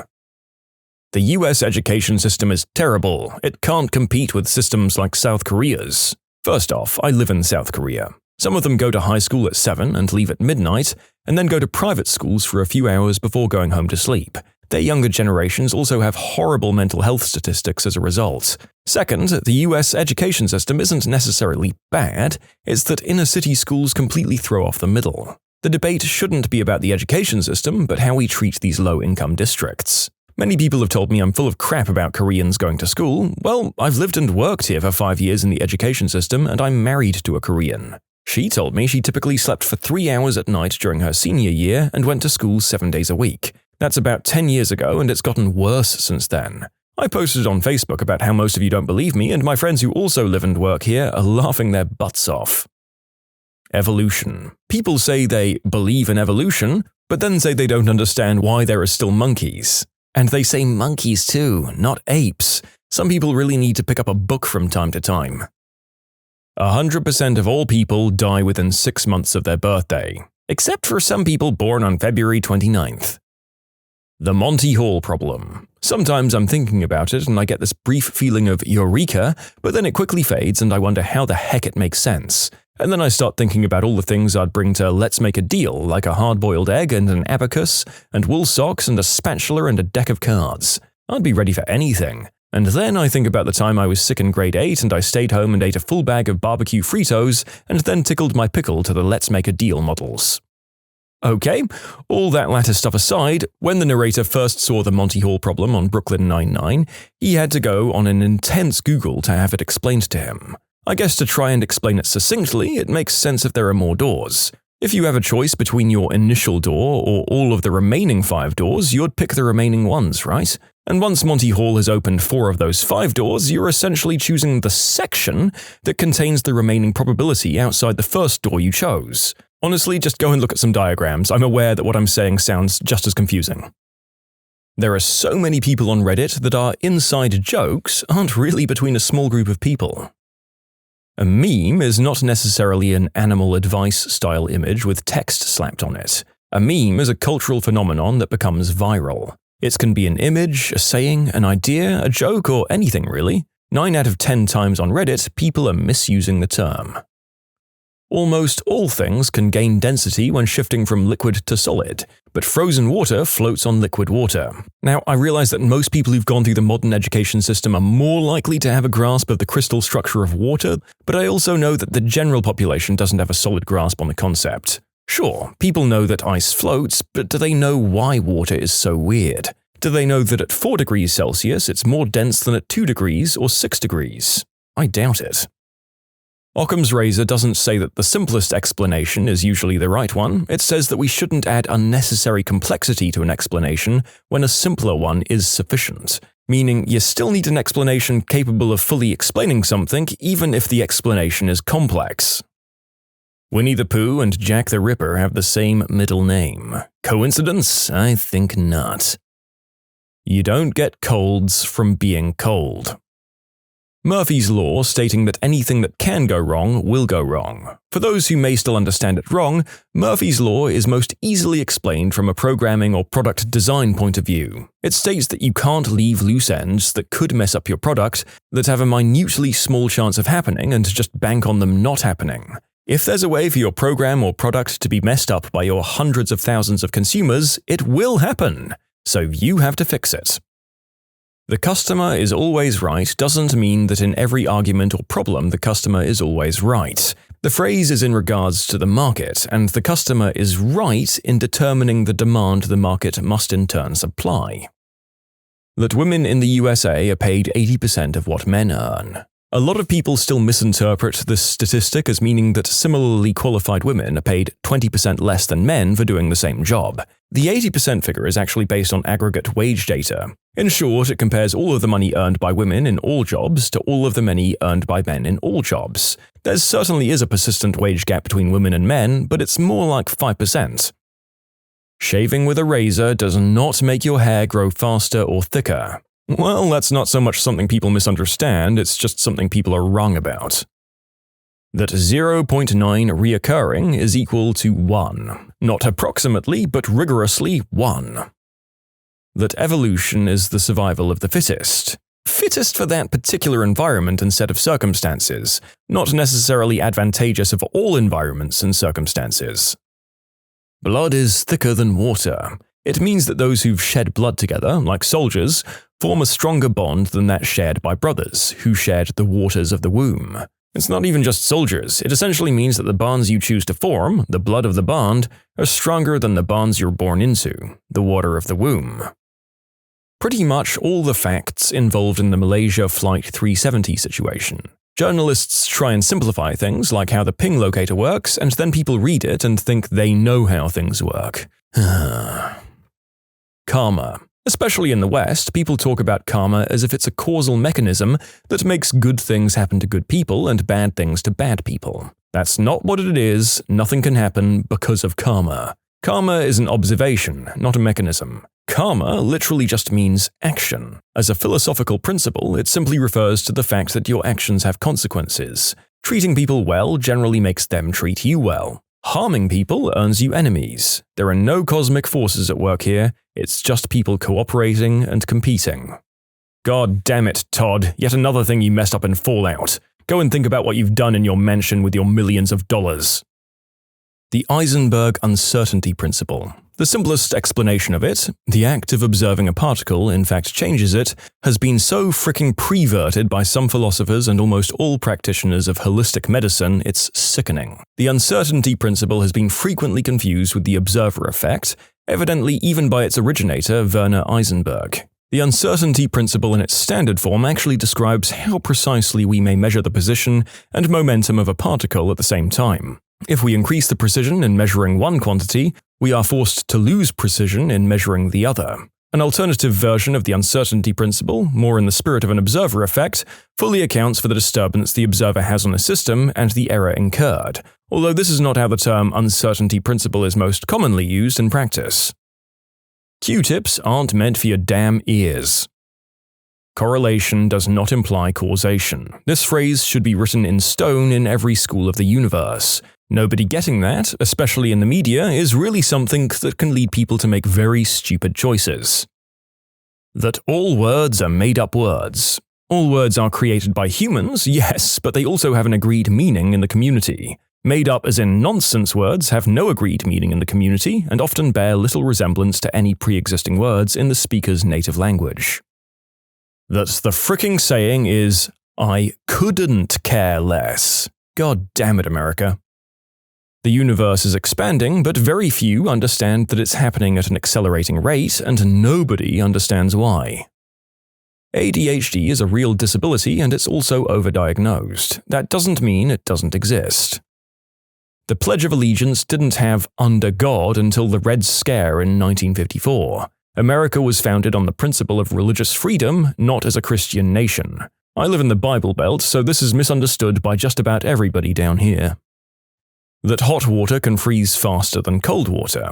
Right, so for the most part, cold water is going to freeze faster, but under certain circumstances, hot can freeze quicker. It's not scientifically clear why it does, and the one explanation that makes the most sense to me is that colder water can contain more dissolved gases. More dissolved gases can change the convection of the water, and higher convection can transfer heat and spread ice crystals faster. So, hot water wouldn't just instantly freeze faster than cold if they're in the same temperature without some phenomenon happening, just the same as it takes more effort to stop a train going 200 miles per hour than one going 30 miles per hour unless something helps it slow down. And any explanation someone gives is not scientifically accepted because no one's had a theoretical explanation that holds up experimentally, and vice versa, so pick your poison, I guess.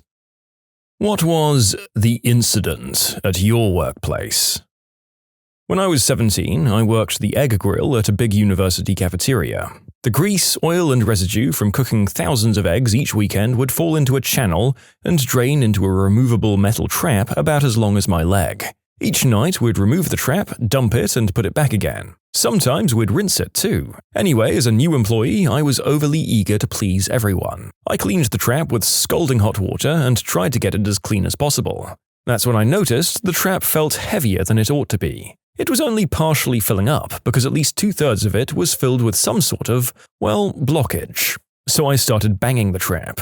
Hard. I kept flushing the top third with hot water and slamming the trap against the inside of a big garbage pail. Nothing was happening. I keep doing this over and over because little tiny pieces of congealed egg, and God knows what else, were breaking loose. Finally, I slam it once more, really hard, this time against the floor. Whatever was blocking the trap broke free and this horrendous, frickin' grey and black sludge comes pouring out all over the kitchen. Words cannot possibly fricking describe it. The smell was like a living, breathing thing. A rancid mixture of purified egg, bacon grease, rotting flesh, and whatever the hell else was in there. It radiated instantly and irreversibly outward, slamming everyone in the kitchen like a punch to the face. So I heaved my guts up first. It wasn't even a question. I don't even think my mind fully realized what had happened. I was just blowing chunks out all over the floor in front of me. I dropped the grease trap and turned to run, and 3 other employees were also throwing up, 2 of them into Rubbermaid pails and 1 of them into the sink where he was washing dishes. People started running for the exits. That's what I remember most. This was at SUNY Stony Brook, on Long Island, and the Kelly cafeteria had about 30+ people working back there at any given time. We all met outside the parking lot, gasping for air, trying to figure out what to do. No one knew what had happened down there except for me, and they only knew something horrible had happened. When I told them I'd just cleaned the grease trap, they all looked at me horrified. "Nobody cleans that thing, we just dump it," they cried. "We haven't cleaned that thing in frickin' years." Needless to say, I was in charge of the cleanup. It involved a crap ton of bleach, several trips, and a steam hose. I found out a few more people chucked up in the outer areas too, out by the serving lines. One girl threw up into the bowl of salad she was chopping. Anyway, that's my story. Nothing will ever come close to that smell in my entire life, and from that I derive a little bit of comfort. As absolutely vile as all of this is, I freaking love the idea of cleaning out an entire venue with one act of slightly overzealous diligence at your job. And your old boss can thank their lucky stars that this seems to have happened in a time when your local health inspector was less diligent than the teens flipping the food. This reminds me of my old boss's story of starting work at a locally well-known restaurant. He had taken the head chef opening as he was working on getting the funds to open his own restaurant and needed something to tide him over. First day, everything goes without trouble. Then at the end of the night, they start cleaning down the kitchen. He grabs a screwdriver and goes to dismantle the meat slicer so the blade can be cleaned, and someone tells him not to bother. Don't bother to clean the meat slicer? For real? He ignores them, starts taking the blade off, and everyone takes a step back before a putrid cloud of stank starts emanating from the 2 or more years' worth of rotten meat and cheese that had gotten stuck there. During his time there, the cleanliness standards were raised massively by him.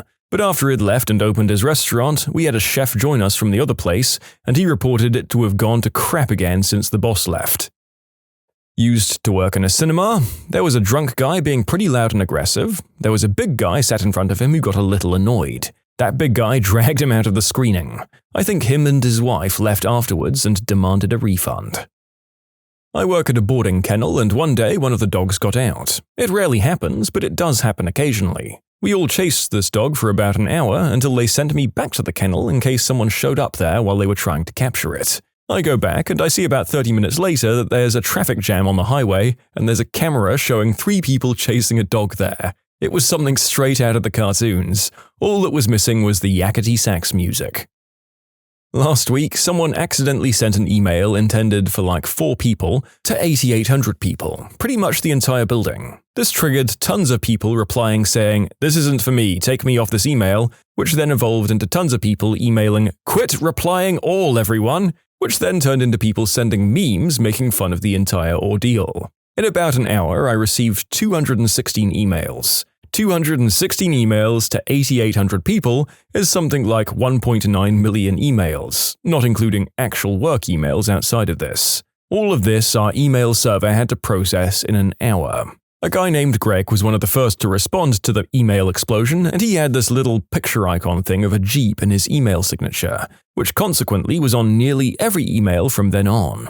It was after the first 150 emails or so, people were getting pretty agitated and still screaming to stop replying to all, when some brave soul replied all, commenting by saying, "Sweet Jeep, Greg." It was the freaking funniest email of all, and I completely lost it at my desk. To anyone who works at Chrysler Tech Center, sweet Jeep, Greg. One of the vending machines in work malfunctioned and set all of the prices to 0. People formed an orderly queue to loot the F out of it, and it was empty in less than 15 minutes. I work at a hotel, and my boss wasn't letting anyone talk about the fact that our graveyard clerk was fired for being caught on camera with a working girl in my boss's office. He's telling everyone he quit for another job. At a vet's office after closing, 2 male techs decided to take cushions off a couch, hold them out in front of their bodies, and then run at each other full force. Now, one is an average 180-pound man. The other is just under 400 pounds. The little guy goes flying and splits his forehead open on the wall corner. Now we have a work injury that needs to be reported unless he wants to foot the bill for obviously needed sutures. I don't remember what they decided or if they made up a story for workers' comp. We don't speak of it. There had been a few, but the one that sticks in my mind was when the HR department had crap rained upon them. There had been warning signs. The toilets on our floor took longer and longer to drain, but nobody thought about mentioning this to the facilities crew. Some kind of blockage had occurred in our plumbing system, however we were unaware of the consequences this would have. I didn't see it all, but apparently it started with the smell of number 2, then a brown drip, drip, drip from the ceiling. Shortly followed by a torrent which ran along the office, coating 5 PCs and 2 people in their colleagues' crap. I turned up to see another member of HR holding a massive bin while a steady stream of light brown liquid poured out of the ceiling and filled it up. I gave them a wave and just went upstairs to our office. I was talking to one of HR about this event, as it's legendary, and she said, "I'll never forget that. It was my first day." Warehouse here, a guy in a hurry decided he'd climb 3 pallets high to grab a case instead of bringing the pallet down with a forklift. Well, he slipped and bounced on the concrete floor. Now, whenever someone does something unsafe, we call it bouncing. Where's Bob? Oh, he's in the overflow aisle bouncing around. The guy survived, but he's on permanent disability. Oh, I'll just make a list. The one time our manager punched a pregnant woman. The time our manager was arrested for tackling a guest. The time our manager was accused of lighting property of a foe on fire. And the 4 times our married manager slept with a much younger employee. Take note, these were all different managers. I don't know whether to be relieved that this wasn't the same guy, because on the one hand, if you do any of these things, obviously you need to go. But on the other hand, the negligence of someone who'd let a staff member do all of these things would be epic, even for the restaurant industry. I work for Autoliv, a major manufacturer of automobile safety devices, primarily airbags. We have a lot of on-site recycling facilities and processes, one of which takes the fired igniters out of used airbags to be recycled for parts, but first has to be cooked in a giant furnace to set off any remaining unfired explosives. We also do this for competitors to help them save money and to make us money. Long story short, we received some igniters we don't normally see or process. They ended up going off while being carried to the oven, setting off a chain reaction and blowing a hole in the side of the building. Only one guy was injured, with minor burns and temporary hearing loss. I was working down the hill in another building about a quarter mile away, and it sounded like a jet breaking the sound barrier right overhead, twice in less than a second. The cause was the igniter they were not used to handling being more sensitive. The guy was walking with a tray full, and one went off, boom. I worked at a Dairy Queen in high school, and one day when I wasn't working, the crew decided to initiate a new guy by making him go south of the border on a realistic male member, complete with the stones made of soft serve. They took him into the back, away from the cameras, to do it, but he left a note for the owner to check the cams the next day so he could see them making the ding-dong out of ice cream and taking him to the back. The entire shift, except for the victim, was fired the next day for allowing it to happen. Needless to say, I'm glad I wasn't working that night. I worked at a hospital, and it was pretty much that a group email was sent out to see what people wanted for lunch. It was pretty much the entire floor. But somehow one of the guys replied but had copied in a conversation he was having with a girl he was doing the deed with, which revealed she was potentially pregnant. She worked on the same floor. I was the first one to notice and pointed it out to him. He frantically went from desk to desk asking that they please delete it. This one guy cranking it in the washroom, but not in the toilet stall. You can submit your own stories to be featured here on the channel. The story submission link is in the description below. And if you want to listen to some vibey music in the background, check out easymode, also linked below, and subscribe. A while back, I apprenticed at a small furniture workshop for a few months. The total number of employees was 4. The boss/head woodworker, myself, a night shift finishing pro who I'd never met, and the general laborer. The entire workshop was cluttered on a good day and downright treacherous on a bad one, but somehow things got done. One day we were rolling out the fruit of 2 weeks of hard work. A complete kitchen set in rich natural rosewood, kind of a traditional Asian aesthetic kind of thing. Lots of delicate little crossbeams that I'd had to hand sand one by one. We wrap individual segments in moving blankets and had them ready for loading into the company truck. And then disaster strikes. I hear the sounds of argument from inside the workshop, and the general laborer comes rushing out. I only learned the details later, but apparently our boy was good friends with the Colombian dancing dust and got caught snorting a bump right off one of the workbenches. The boss tells him to get his stuff and get out immediately, which sends him into a frothing rage. He grabs a sledgehammer and goes to town on the kitchen pieces, annihilating 2 weeks and several $1,000s worth of work. This is when I learned an important lesson. Never mess with a man's creations, especially if they put bread on his table. The boss threw a heavy spanner in the newly unemployed snowhead's face, knocking him the heck out.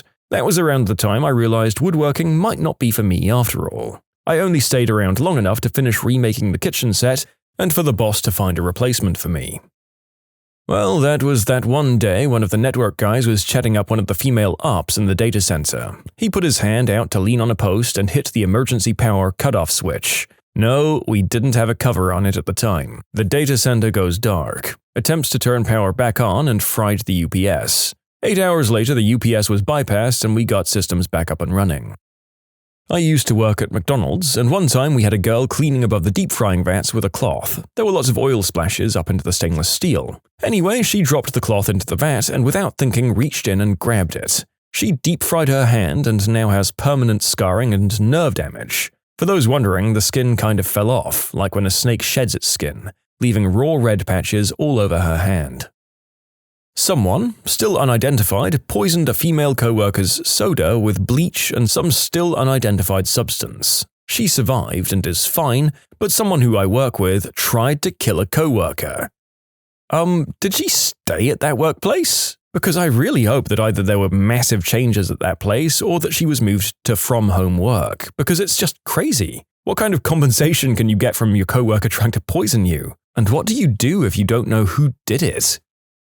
By golly, working retail, we've got quite a few of them just at our store alone. Some of the short versions are as follows. One of the old supervisors, before I started working there, had a thing for one of the managers. It got to the point where everyone knew and it got extremely weird and creepy. After this going on for a bit and him being rejected once, the manager moved out to another state to work for another one of the stores. This guy followed her to the next state, followed her, entered her car, shanked her and threw her body in the field and then stole the car. He was caught very shortly after.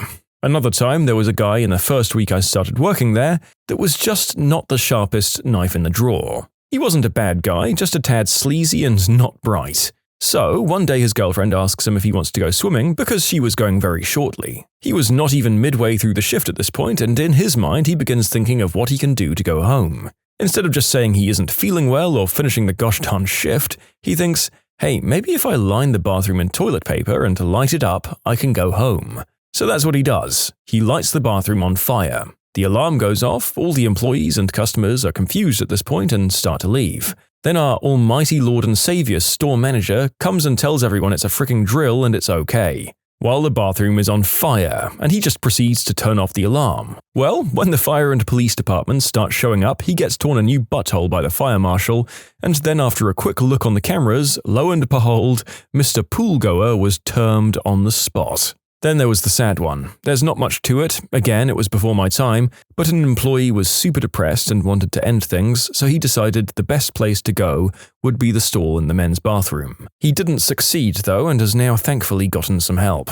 Then there was the phantom crapper. After store hours, one of our janitors was going through the trash again. They normally clean them once all the customers are gone and once more before leaving. So this janitor smelled something a little odd. After taking the garbage out of the pail, right at the top are a pair of crappy boxers. He cleans it up and continues cleaning. At the end of the night, when we have our little daily meeting, after myself and the manager are done speaking, the janitor says, "Oh, by the way, one of you left your poopy pants down my garbage pail." We all laugh a bit and he explains that after we closed, someone had cramped themselves, tossed the underwear in, and was running around commando. Nobody ever fessed up. Then came the incident on the most wonderful time of the year. Two of our Christmas associates had a problem with each other outside of work before their hiring. After working together for a bit, the two made this apparent. Snarky remarks here and fiery glares there. One day, the two went on their break together. They got into an argument in the break room, and after getting into it a bit, one of them took out pepper spray and unloaded on the other employee. We found out after she came out screaming. Worked at a big warehouse for an electronics wholesaler. Some kids trespassed and got trapped in a container because the mechanism broke when they shut the door. They were only in it for 5 or 6 hours. They got in around midnight. The first shift workers came in around 6 a.m. But the parents were furious and the management exploded over the kids managing to get past the security guards. The deputy manager exacerbated things by thinking it was funny and joking that the kids nearly got shipped off to Taiwan or something. The parents didn't see the funny side of that. I don't know if the parents ever followed through on threats to sue, but I do know the guards had a lot more rules to follow and empty containers had their locks locked while open, if that makes sense, so the doors couldn't physically shut. Bonus, it later turned out that the mechanism wasn't even broken, the kids just weren't thinking straight and were turning the bolt the wrong way. They could have left at any time. I was controlling at an adult club where people take off their clothes for money. The controller is the person who sits there while you get a dance to make sure nobody's breaking the law. We had the waitress come up and tell us that someone downstairs was looking for a guy who had just booked one of the dances for an hour. I assumed it was one of his mates, so I dismissed it with, "Tell his friend he can hold his own eggplant for an hour." When the waitress goes, "It's his wife. She says they had a flight to be on and she found him when she checked where his credit card had been used." I damn near crapped myself laughing, and we went to get the unfortunate patron. He was crowing, "Oh no, I'm single, I don't have a wife," on, until he walked downstairs and saw her and muttered, "Oh," and walked out with her with his tail between his legs. Kudos to the wife, she was trying so hard not to lose her crap at the staff and the dancer, I'll bet he got fricking slaughtered later. I spent over a year in those clubs and it was the only angry partner incident ever. One office affair got leaked to the media, and the husband of the woman involved accused the man involved of coercing or forcing the wife into doing the deed. I used to work at an armored car company near Boston. We had an inside job one day. It was super frickin' intense until we pieced together what had happened. So here goes. The truck pulls up to the normal stop. The driver's cousin gets on the truck. The truck drives around to Lawrence, a crappy town north of Boston, for 45 minutes and stops at its normal stop to pick up more money. The truck then drives to the cousin's house. The cousin makes 2 trips, bringing duffel bags into his house. The truck drives away and finishes another hour of its route. 2 hours later, pulls up to Lawrence Police Station to report robbery that happened 2 hours and 5 miles ago. Said they were robbed by a 6.5-foot Asian man. 2 hours after arrival at the police station, driver and partner are under arrest. Well played, men. One of my mates works at a fish store. Somebody was sacked for punching a catfish. Wait, an aquatic bottom feeder or a date who showed up looking nothing like that picture? And here's another dad joke that 2 commenters set up. Why would someone punch a fish? Because you have to batter catfish before you fry them, silly. Guy gets a DUI one night. In the army, well, in my unit, this means his chain of command all the way up to the company goes to see the brigade sergeant major. This isn't really a rare occurrence, but if you get a DUI, you're more or less regarded as a crapbag and you're gonna get kicked out. Fast forward a few months, the guy's separation paperwork is close to done and he should be out soon. We have a training rotation across the country coming up and the commander needs a driver. We don't have enough bodies, so the commander works out a deal to save him from the separation if he'll drive for him in the training exercise. The deal is done. The guy's a fairly seasoned soldier and has combat deployment under him and does really well at the exercise.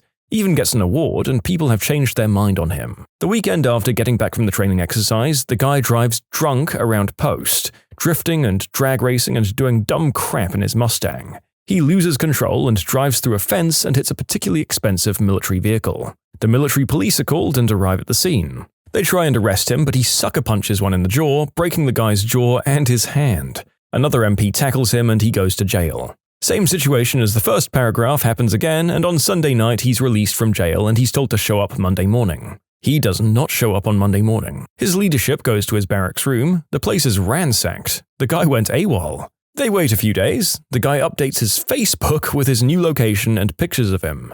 This goes on for a couple of months. The guy's stepmother drives him from Kentucky to Wyoming, where his father is going to sneak him into Canada. The father is drunk and can't drive and refuses to help at all. Stepmother starts fighting the father. Cops get called to the house, guy goes to hide in the house, cops defuse the domestic situation and take the father into the house. They hear rustling in the attic and the guy falls through the ceiling right in front of the cops. Last I heard, he's doing time at a military jail somewhere.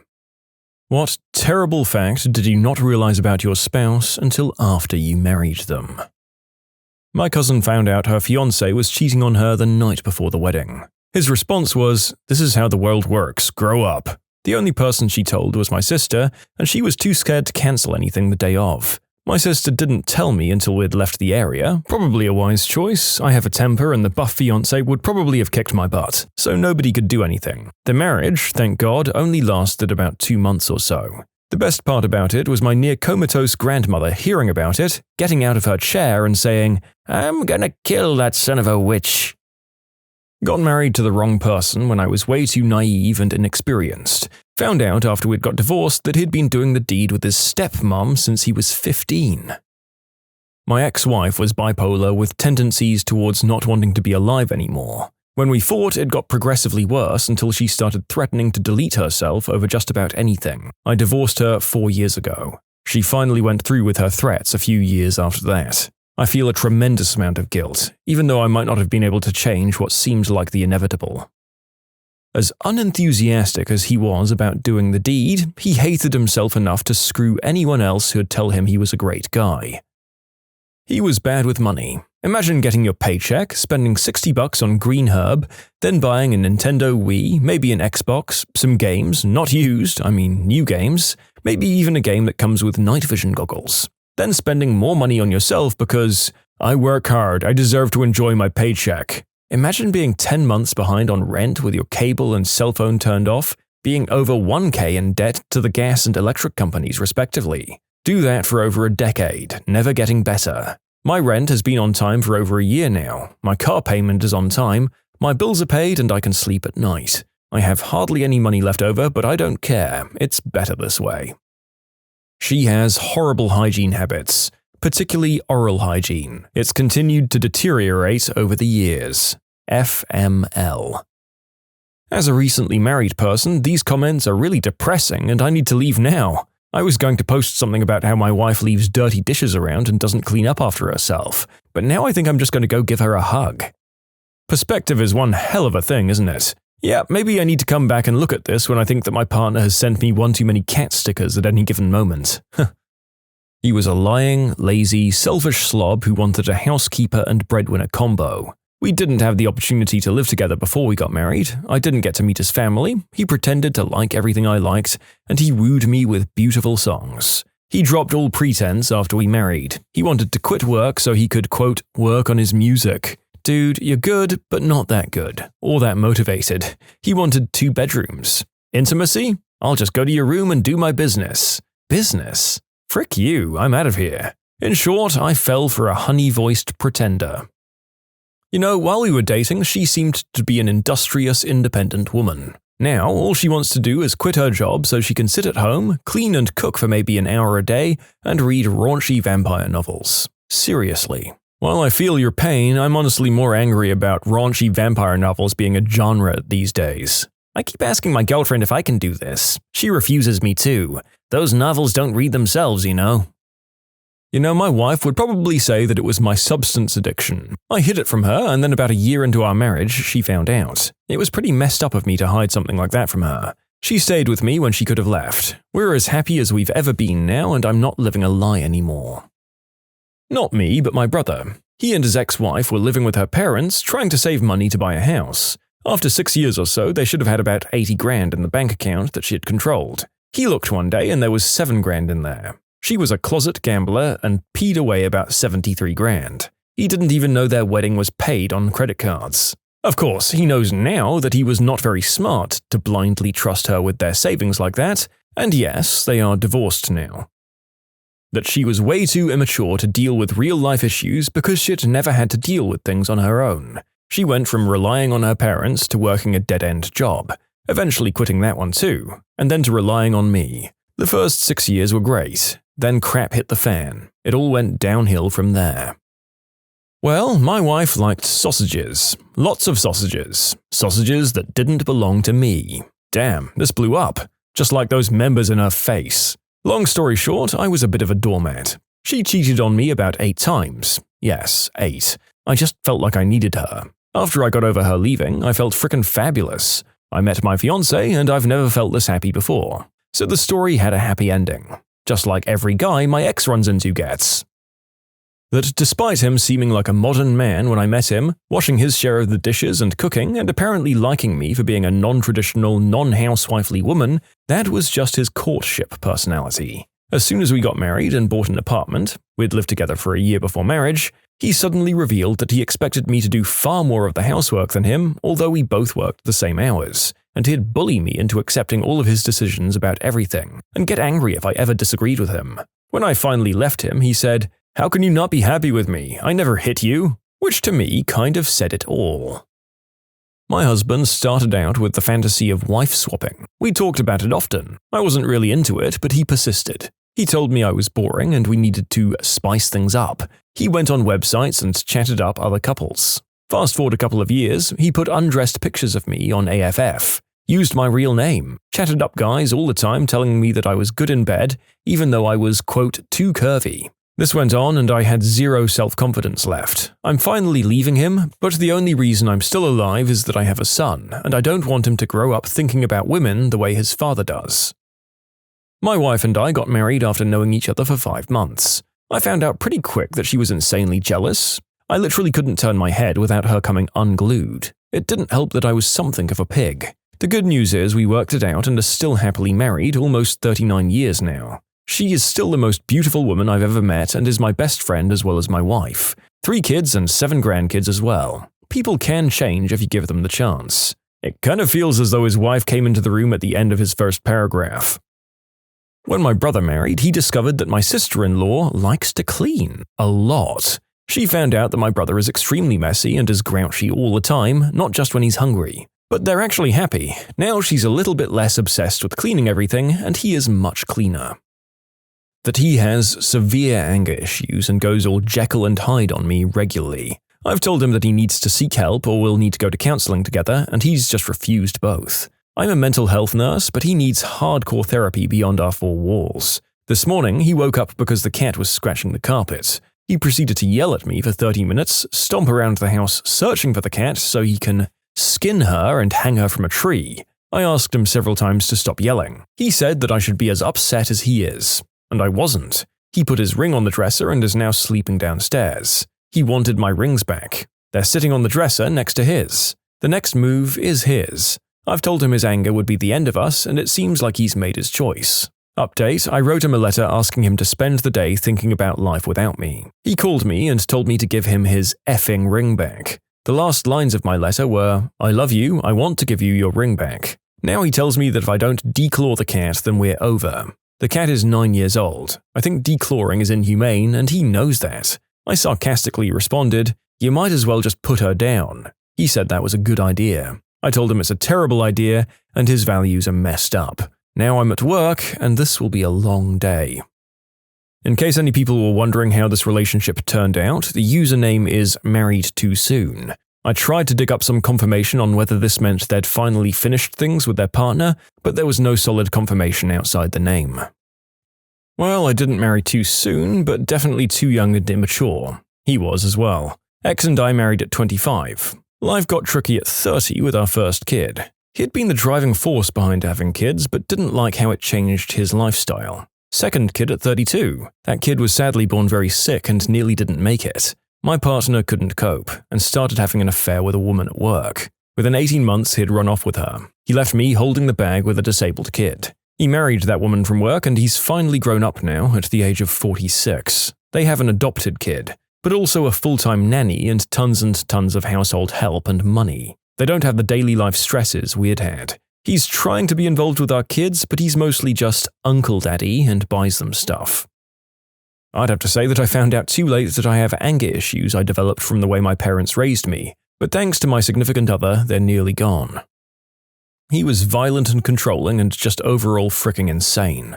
Like throwing a hissy fit in the grocery store because I wouldn't buy him stuff to make deluxe iced tea. Look, I wouldn't mind buying stuff to make iced tea, but he got it in his mind that he was going to make these incredible iced tea concoctions with gourmet tea bags, and he wanted $30 worth of the bags. I suggested he just get the normal stuff and he flipped out. I was the only one working, so he didn't have the money for it anyway. But he flipped out so hard and I bought it for him, and he tried making these tea creations and ended up hating them and throwing them all out. It's just one of those examples that stuck out to me. We had a similar situation when he apparently needed a chimney, and he broke the damn thing making a fire and getting drunk with his friends within the week. Now I look back and I should have seen the warning signs, but you never think your husband is going to slam you on the kitchen floor for disagreement over a chicken recipe. He also slept with one of my friends, although I never confronted either of them about it, because I didn't even give a crap and was just tired of it all by that point. Then he left me and it was freaking awesome. It was actually the nicest thing he's ever done for me. You can submit your own stories to be featured here on the channel. The story submission link is in the description below. And if you want to listen to some vibey music in the background, check out easymode, also linked below, and subscribe. My ex and I got married when I was 19 and she was 18. She used procreation for no other purpose than as an acquisition tool. She never enjoyed it, in her words. When I could no longer give her anything new, she used it with other guys for the same purpose. She had a crap job, yet somehow managed to buy new clothes and purses, even a car. I was extraordinarily naive, I kinda still am, so I just figured they paid her well. Turns out I didn't know what they were paying her for. I ended up becoming a sort of zombie, getting up, going to work, bringing back paychecks and giving them to her. We were married for 7 years and I only actually took one vacation, which was a week, that entire time. The main reason I never noticed her cheating on me was that I wasn't there. I was always at work. 1997 was a lost year for me. I don't remember anything that happened that year at all. I lost my 20s. While my younger work friends were going out to clubs, to concerts, to festivals, I was working. I was constantly trying to make our lives better because I thought cash would do it. I was never actually single until after my divorce, when I was broke and single, which meant I was still unable to enjoy those things, and I was 28 when it was finalized. In short, I was very naive, and naive people shouldn't get married. It's bad for them. You know what? I don't think I want to get married. Thanks, everyone. My wife had never eaten an orange. Man, I want to punch my mother-in-law sometimes for that crap. From my married best friend, that there were other women willing to do the deed with him. To clarify, he's a good guy and he's never cheated. He just wonders if he settled too early by marrying his first and not ever being with another woman. We'll go out to a bar and a girl will start talking to him, they'll hit it off, and then I can absolutely see him deflate when he has to wish them goodnight or the conversation requires him to be honest about his marital status. I think, like a lot of guys that settled down early and after only 1 or 2 girls, he just wonders what it would be like to have done it differently. I bet when you're married it's a lot easier to talk to and meet other women. Like they see the ring and automatically assume that you're just being nice or friendly and you're not some creep.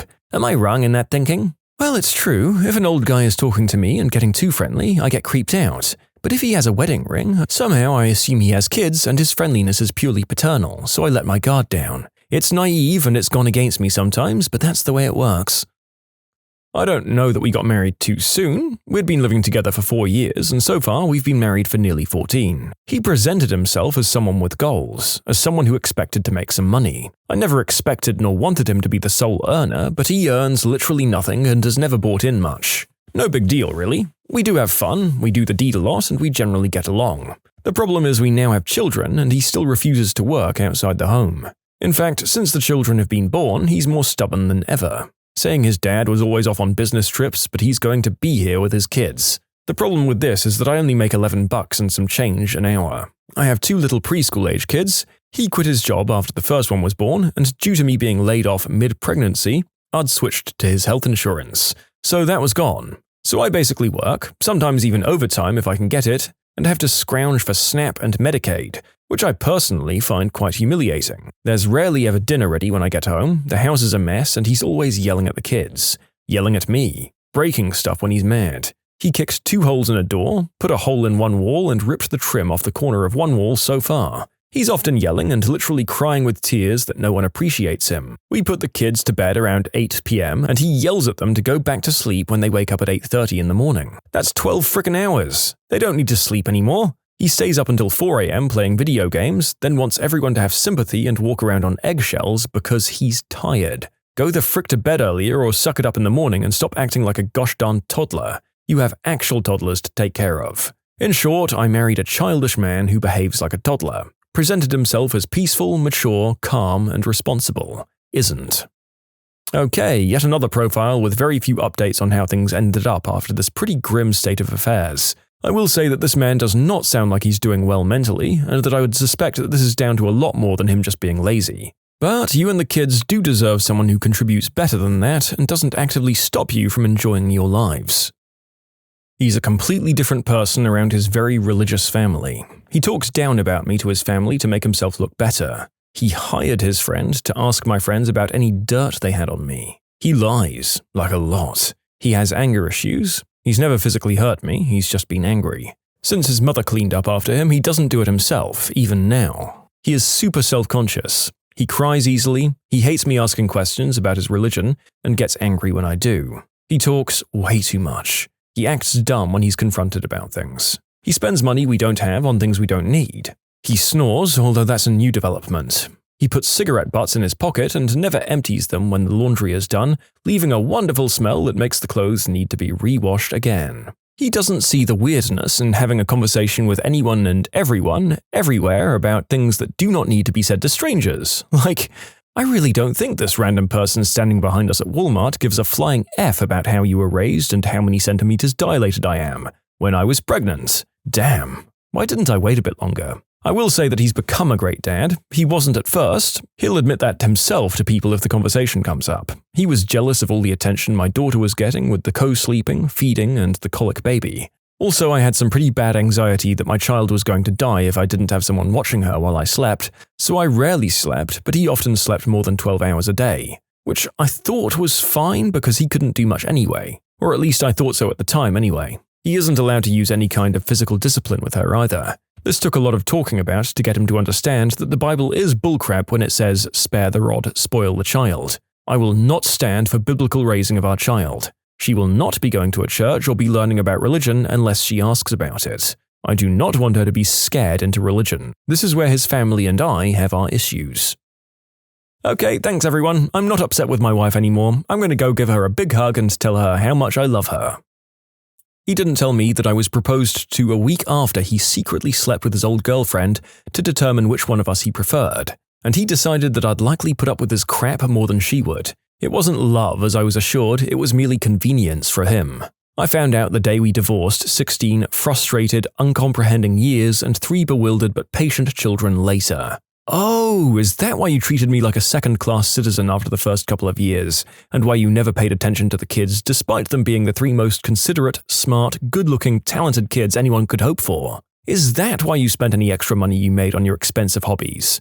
Like sports cars, 5 motorcycles and motorcycle racing, target pistols and bullet-making gear, fly fishing gear and stuff that you swore was like investing and that we could always sell later at a profit. And yes, as you've probably worked out, that was grossly optimistic. You spent it on those things instead of clothes or shoes or God forbid college savings for the kids. Why you screamed at them for walking between you and the TV while you were busy downing your 12 tall boys a night beers. Why you never wanted to work for a company that could provide insurance for us because you wanted to only work for yourself because you, quote, didn't want to take orders, so I had to make sure my jobs provided our insurance and clothes and shoes and groceries and activities. Why you spend more time, money and attention on your friends than your supposed loved ones. Why you moved us 900 miles away from my family on a whim and then moved us 1,000 miles to live with your parents for a while when your whim didn't work out. Why your parents provided you with a house, which you later trashed after the divorce, and then another because you needed a place to live and you didn't want to pay the rent the way the kids and I did,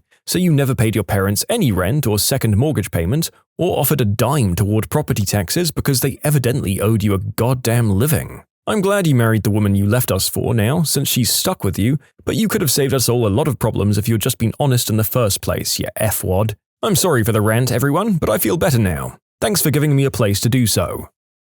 She never told me that she was ace. It's taken me years to piece it together, but doing the deed was always the thing we fought over. She constantly made the excuses for why she didn't want to. We've been married for 10 years and we're in our early 30s.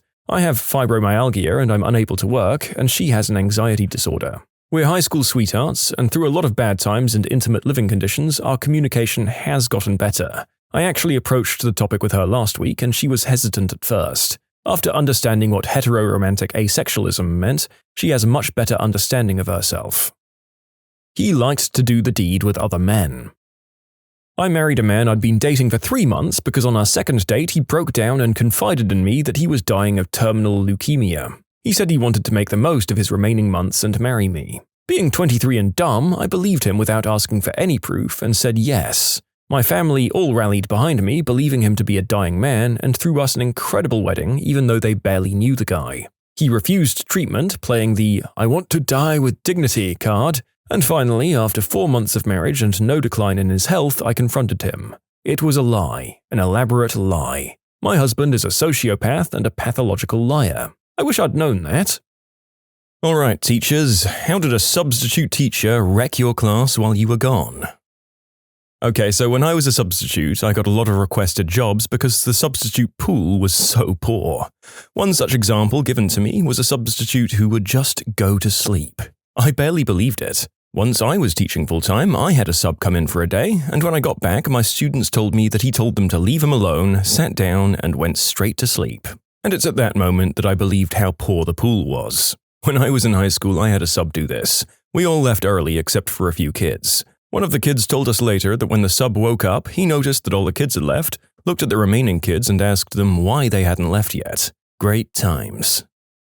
I was a teacher's assistant while in college. The teacher and I took a week-long workshop and had a sub. The worst thing she did was not letting the kids go potty. It was in kindergarten and she said all of the kids going to the bathroom were interrupting the class. So one girl peed herself. The school policy was that if kids under a certain age had an accident, the nurse would give them a pull-up, basically a diaper to wear. The substitute proceeded to make fun of the girl for wearing a diaper and calling her a baby and such. The little girl ended up facing repercussions at home too. It was devastating to hear about. I came back, after being gone 1 day, mind you, and my students told me the sub had flipped over tables in rage and was escorted from the building by a cop. So some of this was just student gossip, but what actually happened is that the sub left the room to take a 20-minute phone call and the kids thought it would be funny to flip the tables over. The substitute then had to flip the tables right side up while yelling at the kids. No arrests at this point. Then, during lunch, my special ed co-teacher came into my room to set up and caught the sub making out with a girl. Turns out she was 18 to his 25, and the 20-minute phone call from earlier was to set up this little lunch rendezvous. The principal then had him escorted from the building by the resource officer. This is why I say having a sub is more work than just coming into school my damn self. That sub gave out snacks that I bought with my own money that I kept for the kids who stayed after to get tutoring. They threw out a broken electric pencil sharpener that the kids broke in front of her, which, again, I bought with my own money and couldn't get replaced by the company because I had no product to send back. I still don't have a sharpener in my room after that. They let the kids go through the things in my cabinets and desks. I lost a bunch of stuff that way.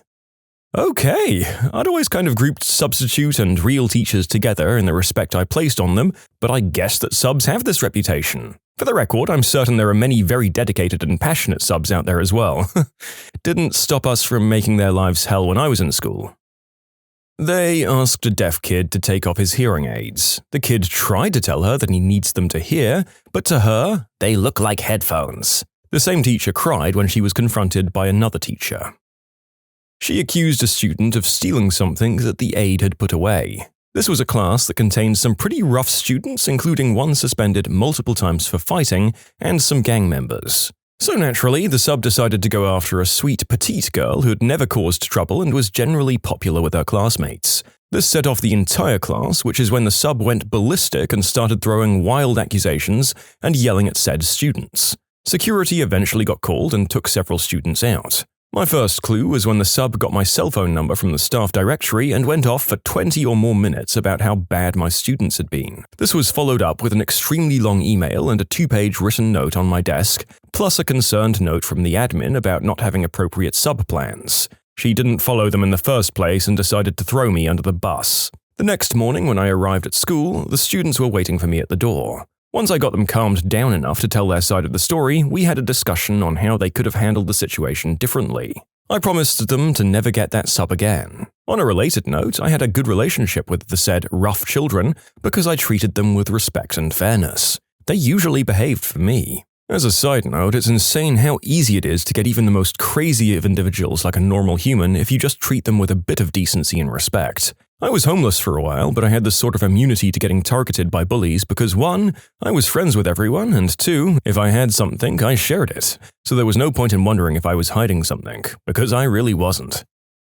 They left my perfectly prepped and neat desk in an absolute disaster. They didn't follow the lesson plan, and they took my gel pens. I had a sub steal my dry erase markers and emergency chocolate once. After that, I locked my drawers and left them with 2 pens and 1 dry erase marker. Today I learned how many people don't know what emergency chocolate is. It can be for you, your work friends, or in my case, occasionally also for students who are having a tough day and might be cheered up a little by some chocolate. It builds goodwill. Go and get yourself some. Make sure it's the good stuff. The mixed bag of individually wrapped Ghirardelli squares is my recommendation. It's a small portion, and just one of those feels like a treat.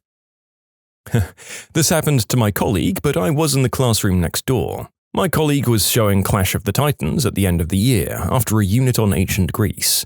There's mild skin exposure at the beginning and the end of the movie as well, but they were in the middle of the movie, so there shouldn't have been an issue, right? Well, he left the video paused at the right spot, We still had VCRs like 10 years ago when this happened, but the sub somehow managed to show both the undressed individuals at the beginning and the end of the movie. Those scenes were hours apart and the class was only 40 minutes. Then the sub wrote an email to the principal about how my colleague made him show those scenes. I actually had a similar incident with a sub and the Clash of the Titans movie, though I was a student at the time. Apparently, our substitute didn't know that there would be tasteful skin exposure in the film, so when the undressed from the waist-up woman feeding her child popped up on screen, she sprinted to the front of the classroom to try and physically cover the TV with her body. Classic Catholic school. Didn't do anything to the kids per se, but told them that the reason I was out was because my mum was having chest cancer surgery. I teach K-5, and I specifically didn't tell the kids because I didn't want them to worry. So when I came back, I had a bunch of kids coming up to me asking about my mum, which was so sweet, but not something that kindergarteners should have had to worry about. They rearranged my room, not in a moved a student A away from student B and put her by student C way, in a move the giant rug over to the opposite corner of the room and completely change the layout of the student desks and rearrange a bookshelf way.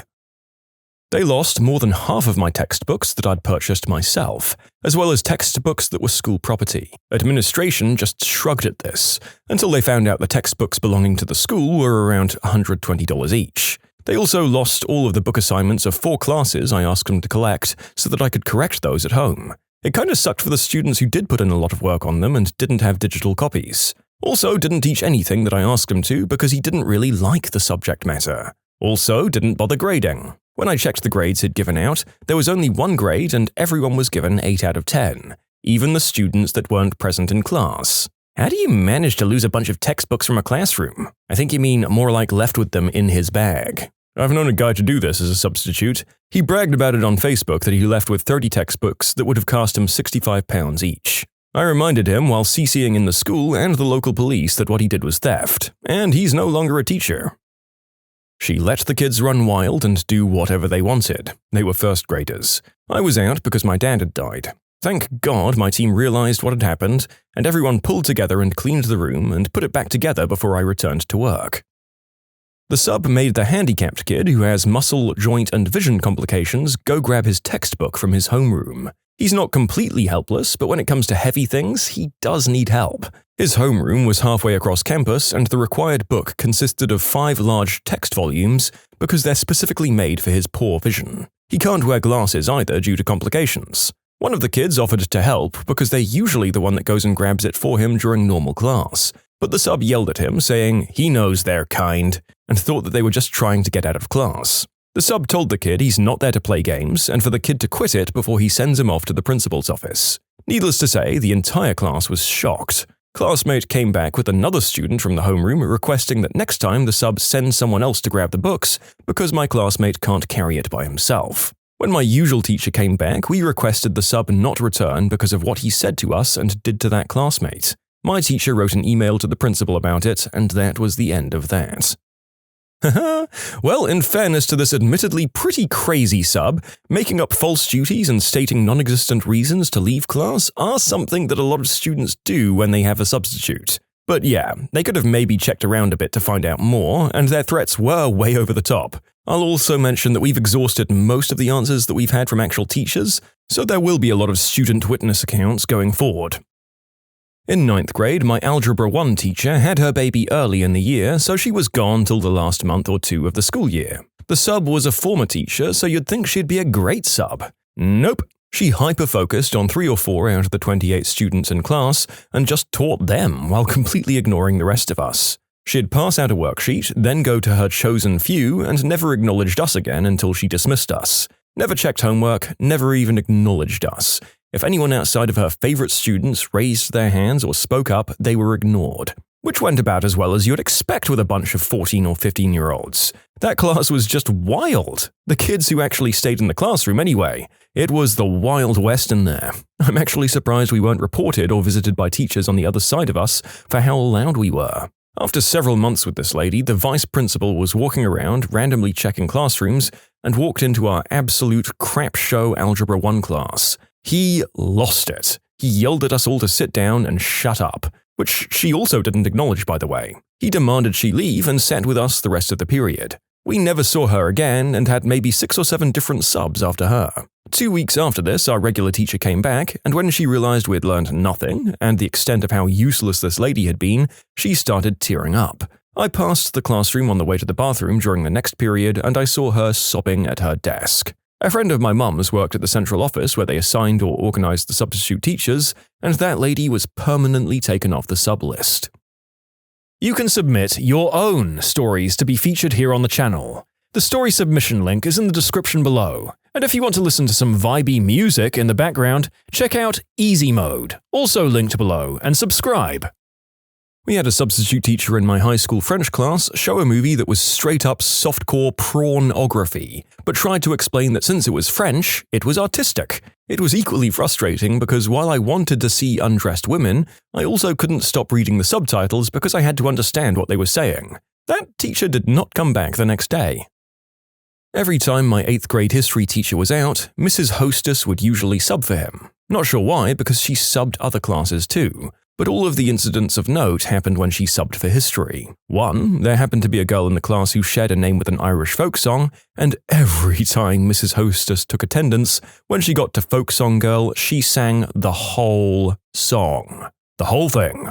Every time. And 2, the history teacher kept candy and snacks in his desk. Lollipops that he'd hand out for correct answers or just because some leftover Halloween candy. And then there was the Twinkie. The Twinkie was not an ordinary Twinkie. That Twinkie was an experiment in processed food. This Twinkie was still in its original individual packaging and looked normal at first glance, but it was actually 3 years past expiration and rock solid. The history teacher demonstrated this by standing on said Twinkie during one of the first weeks of classes. All said to say, this is a thoroughly inedible Twinkie. It could be used in construction. So Mrs. Hostess subbed again, and we knew that she had discovered the lollipop stash because she was just openly eating them during class. But it wasn't until the next day that our history teacher opened his desk drawer to find out that the Twinkie was gone. This woman ate an expired, solid Twinkie as well as literally all the food and candy in the teacher's desk. Ugh.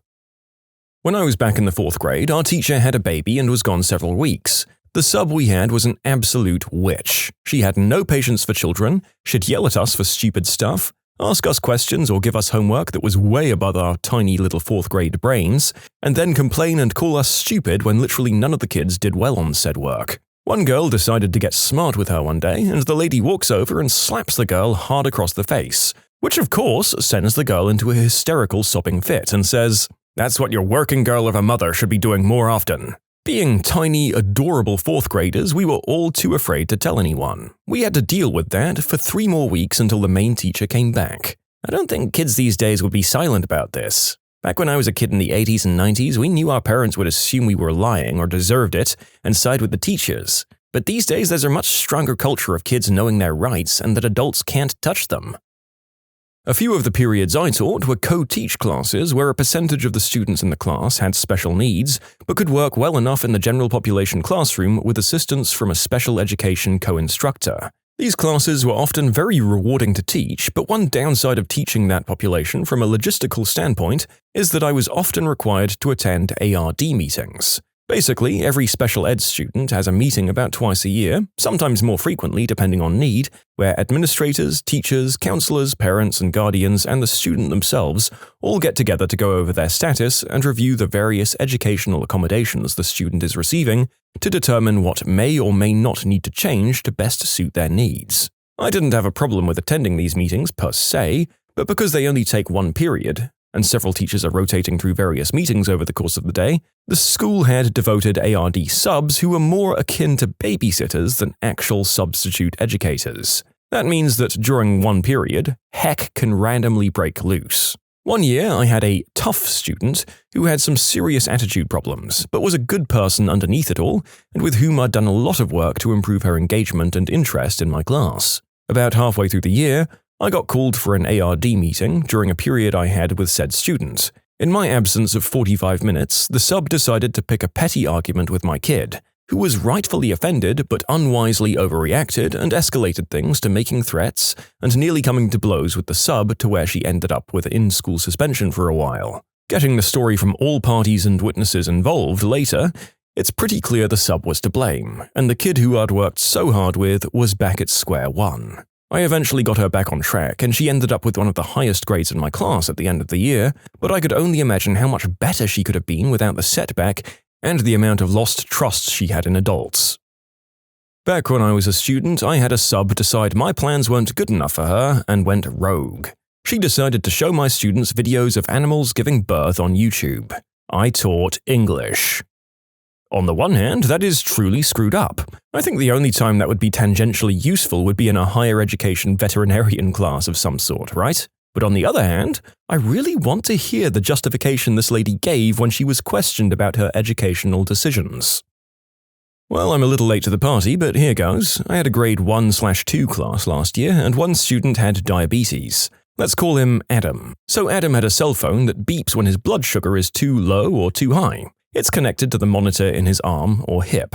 The cell phone has no other uses, no apps, no data. It's not connected to the school Wi-Fi. The substitute, of course, saw his phone on his desk and promptly took it away as per the no devices rule. During gym class, an educational assistant, or EA, comes in to make sure everything is okay, and Adam is visibly ill. Pale and sweating, the whole works. Luckily, this EA knows Adam's medical plan and instantly asks Adam for the phone, and he explains that the sub took it away in the morning. The EA then loses it on the substitute, demanding the phone. The substitute calls in the principal to reprimand the EA, and then gets reprimanded herself, as obviously she didn't read the student's safety plans. She was asked to leave, and the principal taught the class the rest of the day. Adam was fine, drank a couple of juice boxes, and had a granola bar. His mum picked him up shortly after.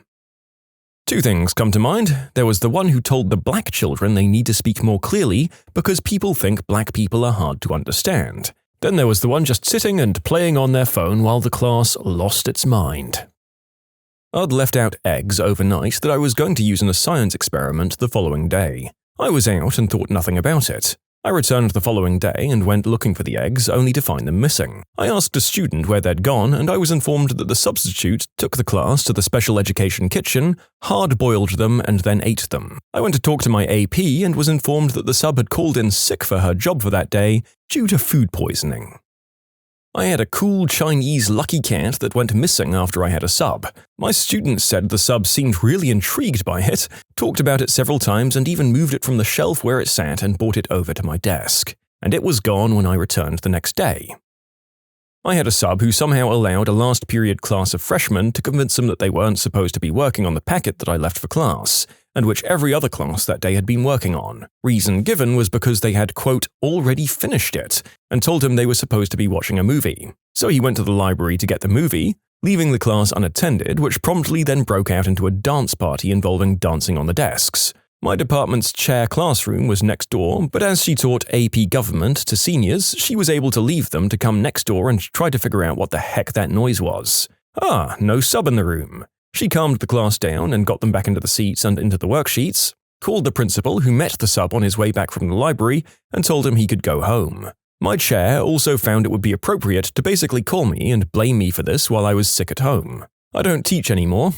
I mean, packets weren't a great emergency sub-plan, but what can you do? They could have played Heads Up 7-Up for all I cared. They were a handful of a group on the best of days. Freshmen after lunch during last period of the day are a situation.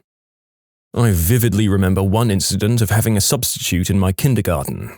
I had an infected cut on my toe and had been prescribed an antibiotic. That morning was the first time I took it. We were sitting on the floor for roll call, and I remember this burning pain in my abdomen, and she told us to get up and go out to our desks. I tried to get up only to realize I couldn't move and just laid back. The sub was a total cow, and I remember she was always really mean. Anyway, she starts yelling at me for being attention-seeking and basically tries to pull me up. I'm in so much pain that I start screaming, and one of the teachers from the classroom next to ours comes, realizes I'm definitely not faking it, and calls an ambulance. Long story short, I'm horribly allergic to penicillin and my kidneys were failing. I was in hospital for almost a week before I got discharged. Needless to say, that absolute witch was not allowed back at the school, but I'll never forget that day. We had a sub for our science class. She didn't believe in science, but pseudosciences instead, and was sexist to males. Because of her weird diet, she'd rip loud, sulfur-smelling toots all the time. Then she'd get mad if we brought it up, despite being fed new age hippie bullcrap and being crop dusted. She was also a horrible life skills teacher because she said women can choose when to have periods without birth control. I participate in STEM programs a lot. In the 90s, I belonged to a club that refurbished old industrial PCs and donated them to schools. Sometimes we'd get completely burned out motherboards or disk drives, so I took a bunch of those and made displays showing the insides of computers, and I'd let the kids explore them as part of my session.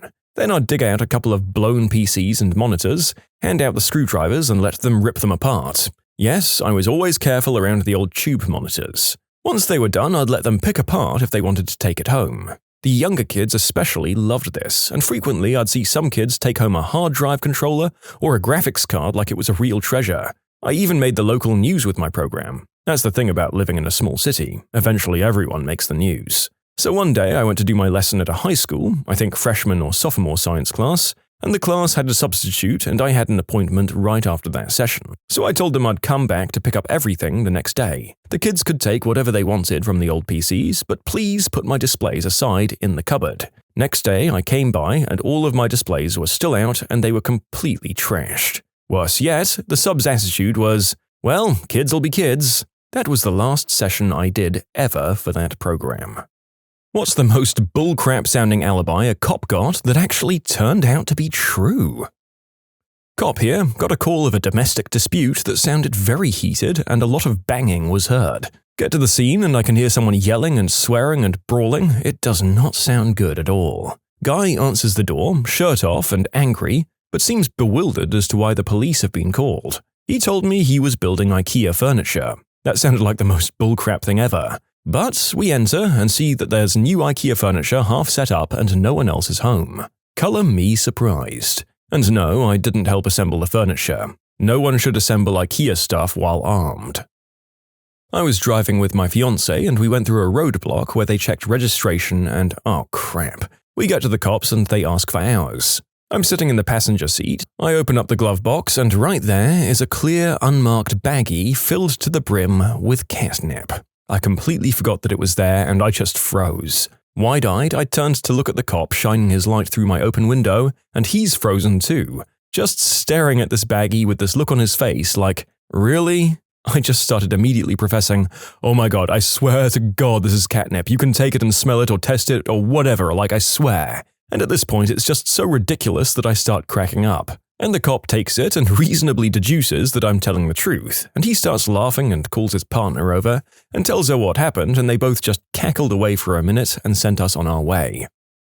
During a search of a person, I pulled out a bag of sticky dark substance consistent with smack. The subject had multiple substance priors and is a known heavy smack user. He immediately tells us it's burnt sugar and he's angry someone sold it to him. Long story short, when I tested the substance, it did not test positive.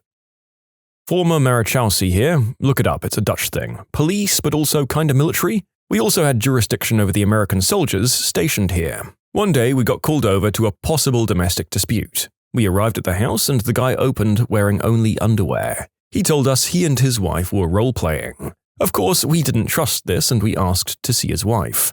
After denying us entry, we told him we'd come back with a warrant. He reluctantly agreed to let us enter. So we go in and he opened the basement door and inside was the freakiest dungeon, man. I mean, chains, whip things I couldn't identify hanging on the walls, and then in the middle, hanging in the chains, was his undressed, prepared wife. We asked her, but she told us everything was okay. It turned out they were really into some stuff. Asked them to keep the screaming part in the basement and to a minimal. We did the whole thing with a straight face, but man, as soon as we were in the car…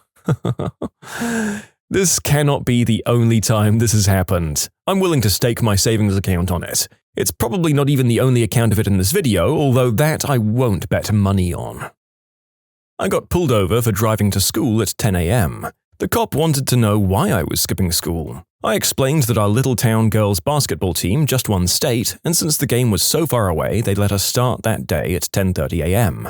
He followed me all the way to the school so he could ask the principal. I still don't know what was illegal about driving to school at 10 a.m., but he was kind of a D-bag. You know what? I'll throw my hat into the ring as a defense attorney. A guy got pulled over for impaired driving and got charged later with a DUI. My boss gets the criminal complaint and the guy shows up for his initial appearance and tells her he hadn't been drinking despite horrifically failing the sobriety test, The last part of that test is a breathalyzer, which he refused. Refusal is an automatic failure in and of itself. Without failing the nystagmus or follow the finger test, the walk, the leg lift, my boss is literally sitting next to him and he's obviously wasted again. Disappointing but not uncommon for alcoholics. The deputies arrest him for bail jumping because he drove himself to court that day, and while out on bail he's not supposed to drink. He adamantly denies drinking. The blood tests come back. He didn't drink. The guy's diabetic without knowing it, and naturally got himself drunk because sometimes when it goes untreated, diabetes can cause symptoms that look just like intoxication. We got him some insulin and the charges dismissed.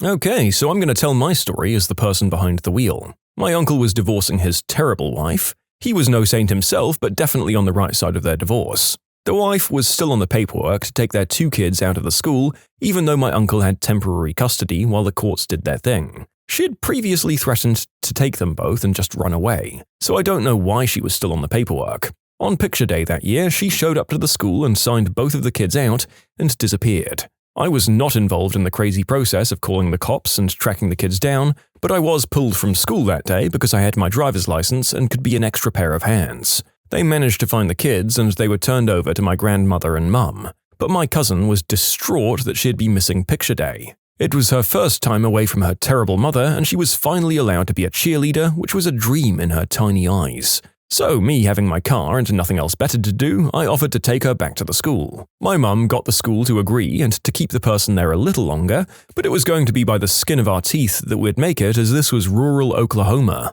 We got in the car and I blasted down those dirt roads doing approximately 70 in a 35 zone. Not a good decision on my part, but I was an anxiety-ridden 17-year-old dealing with nasty divorce and kidnapping for the first time in my life. We, of course, get pulled over. I'm freaking out because I can't afford that bad of a ticket, not to mention all the other crap happening in my life that day. The cop listened to the story and ignored my barely held-in tears and said he'd let us off with a warning because he believed the story. And the only reason he believed the story was that he'd just pulled over my uncle going the same speed in the opposite direction on the same road and got the same story from him. I heard a wild alibi told to a cop in my capacity as an EMS. Go to a woman who's been attacked by her cat. Her injuries were crazy. Covered in blood, her scalp is literally shredded, huge lacerations and stuff, and I know cats are known to do some damage, but the story just wasn't fitting and she was so sketchy about anyone going in her house. Adamantly refuses to let anyone inside because she thinks they're going to take away her cat. He didn't mean to, he was just excited by the birds. Her cat was a lynx. Oh, I was the one with the excuse. I forgot my keys at a friend's place before going out drinking that night. Got home at 2 a.m, there are no keys. Only one of our windows didn't have ghetto bars, so I took the screen out and started pushing and smacking it up. The locks were on the sides, only providing friction. As I'm halfway in, I just feel whoomp. I got tackled into the house, and the officer was still outside, holding onto my ankles. I look up and just say, "I'm astonished by your response time. I actually live here. Let me get up, unlock the door, and give you my ID." So I did. He stares at it for a second, then says, "Sorry," and sprints off to look for the person they were actually in the area looking for. My dad is an officer, and he pulled over a woman for speeding and running a red light, and she said her chest implant burst. He called EMS to rush them to the hospital, and turned out it did. It's actually very dangerous if they leak. Family friend was a cop. Pulled a guy over who was speeding profusely. The guy was obviously disheveled. He said he was headed to the hospital because he had a tick on his member. The cop was confused, but he escorted him there, then waited in the lobby to check on him and see if he was blowing smoke. After a while, he asked the desk what was going on and why it took so long to take a tick off a man's eggplant. Her reply was, "It wasn't on it, it was in it."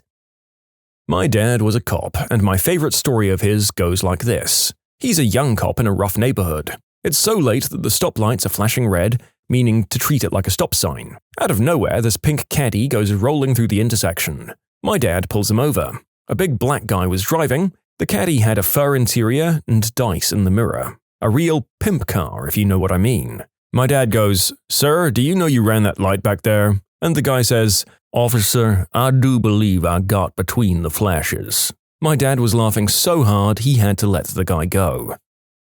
I had a run-in with a cop that was really funny once. When I was 18, I was on a double date with a friend, and we stepped out of a restaurant to smoke. A cop came up and started hounding us, telling us that there had been break-ins into cars in the area. Eventually, he said he needed to pat us down and he pulled a brown paper bag out of my friend's pocket. He got a smug look on his face and asked, "So, what's in here, huh?" And my friend said, "The Emancipation Proclamation," with a completely straight face. The cop opened the bag and pulled out a small booklet, got embarrassed, and let us go. My friend had been to the Lincoln Museum earlier that day and did actually have a small copy of the Emancipation Proclamation in his pocket. Former cop here, I was behind a vehicle that couldn't stay in the lane and kept swerving and stuff. It was 1 a.m. and I think there was another drunk idiot on the road. I pull him over, the guy is a straight-up butthole to me. Cursed me out, yelling at me, and I noticed his speech is kinda slurred. I get him out to the car, and I can smell a fruity smell on his breath, and he has to lean against the car for support. I ask him how much he's had to drink, and he tells me to F off. By this point, I'm ready to bring him in for a DUI. But I just had a feeling something wasn't right. I called emergency medical services to come and check him. Blood sugar was at 40. Not drunk, just diabetic. If I would have arrested him, he probably would have died before I finished the paperwork. Go with your gut if something doesn't seem right. If I had a nickel for every time I'd heard of a DUI being diabetic and not drunk, I'd have 2 nickels. Which isn't a lot, but it is weird that it happened twice.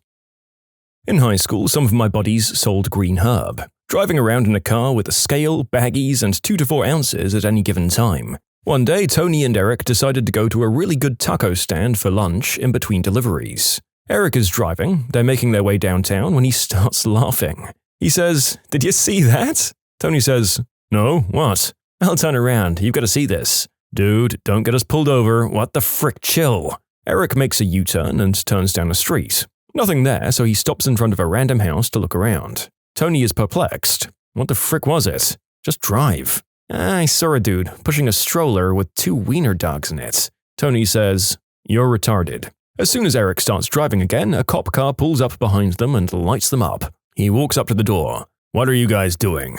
Eric is panicking a bit and says, "I saw a guy pushing a stroller with wiener dogs in it and I had to show my friend." "How come you're parked in front of this known trap house and your car smells like dope?" Silence from Tony, and Eric says, "There was this guy with a stroller." "Get out of the car," says the cop. The car gets searched and they find all of this crap. As they're getting loaded into the back of the cop car, all handcuffed up, Cop 2 just stops. "Hey, look at that." The other cop, "Oh, wow, no crap." Everyone looks at this old guy pushing a stroller with his 2 wiener dogs poking their heads out. The cops burst out laughing. They both got charged with possession and trafficking, though. And since I've never met anyone who didn't love this story about Eric, here's another one for ya.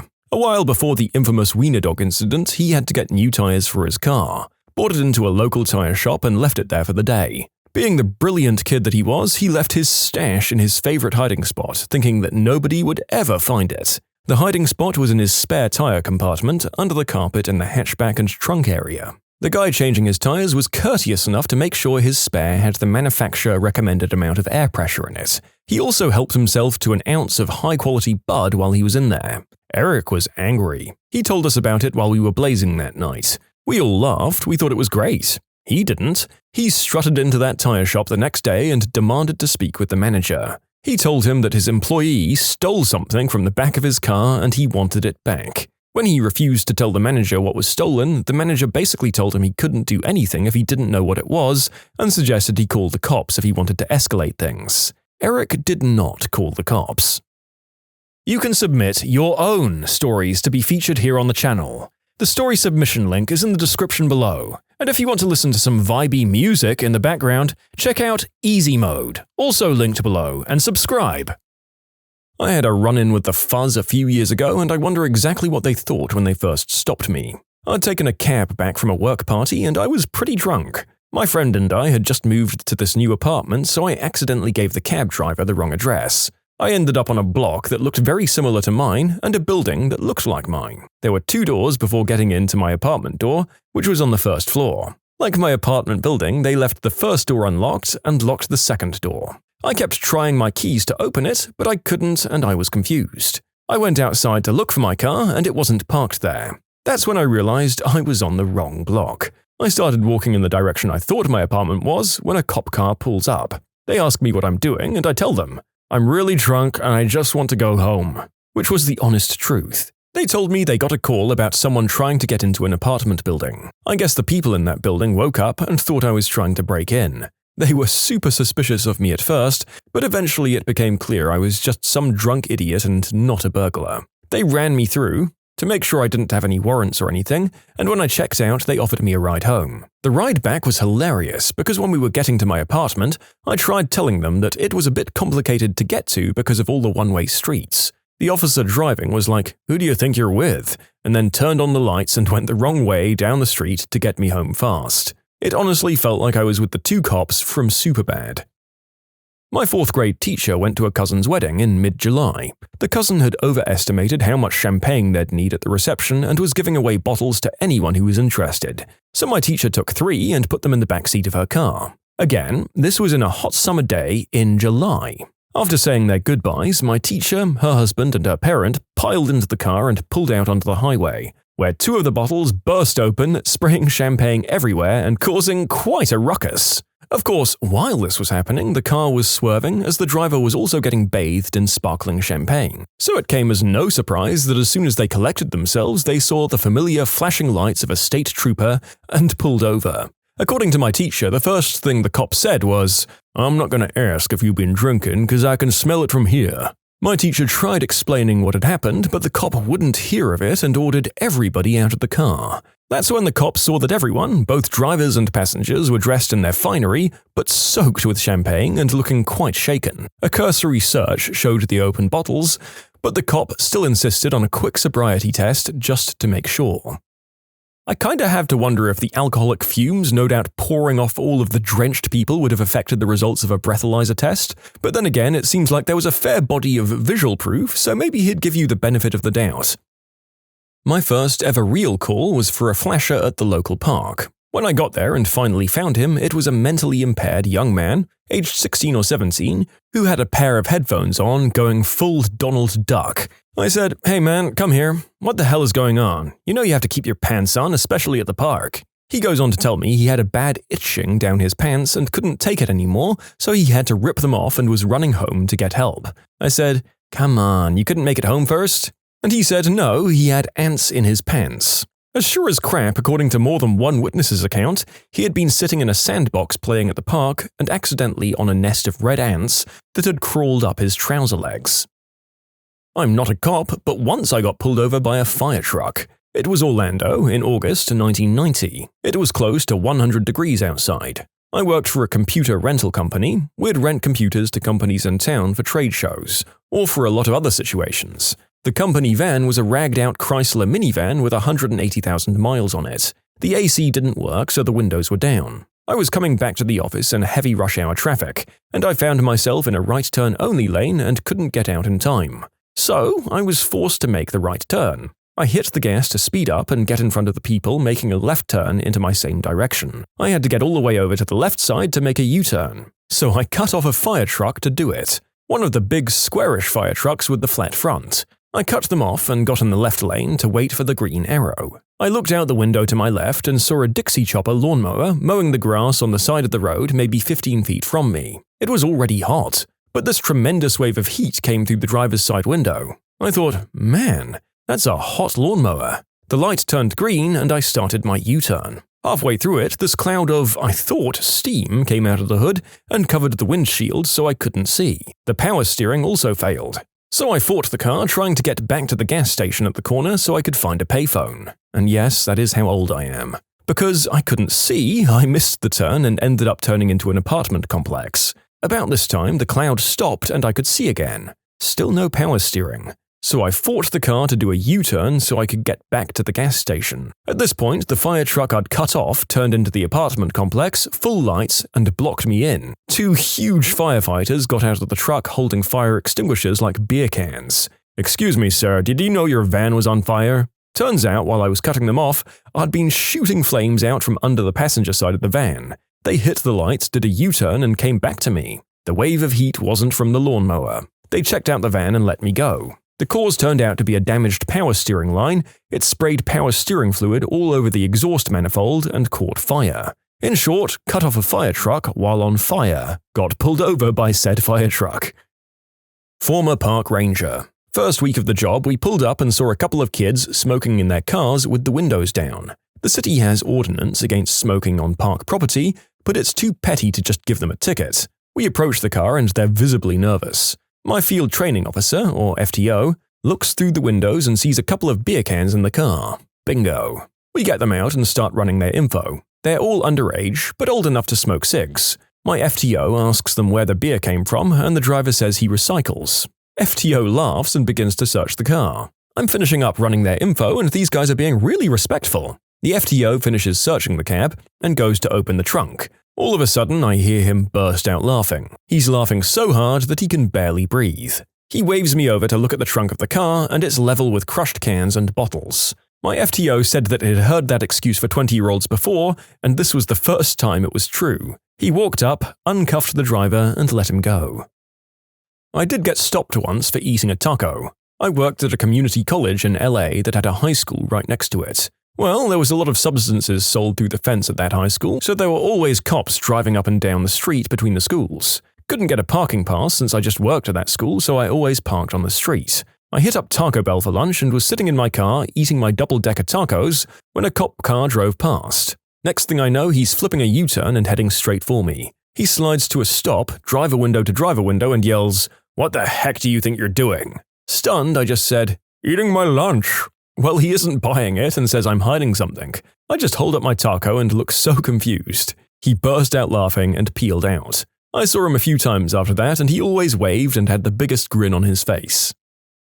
I had a smack addict who I arrested for a warrant. While searching her purse, I found a small container with a grayish-brown substance in it, consistent with smack. When I asked her what it was, she started laughing. She told me to test it because it wasn't smack. I tested it, and sure enough, the test came back negative. She explained to me that inside the container were the ashes of her dead cat. She said that when she goes to pick up smack for her friends, she'll take some for herself and cut the rest with her cat's ashes. Her friends have been snorting or shooting up some of her dead cat.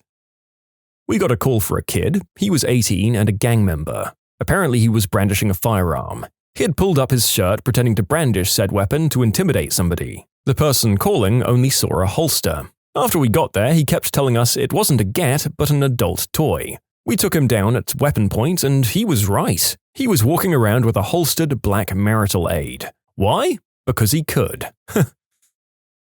When you subscribe, make sure to hit the bell to turn on notifications. Put the playlist on in the background to finish listening to all the stories, or if you want some vibey music to put on in the background, check out easymode. If you like Am I the Genius, give Am I the Jerk a shot. Everything linked in the description.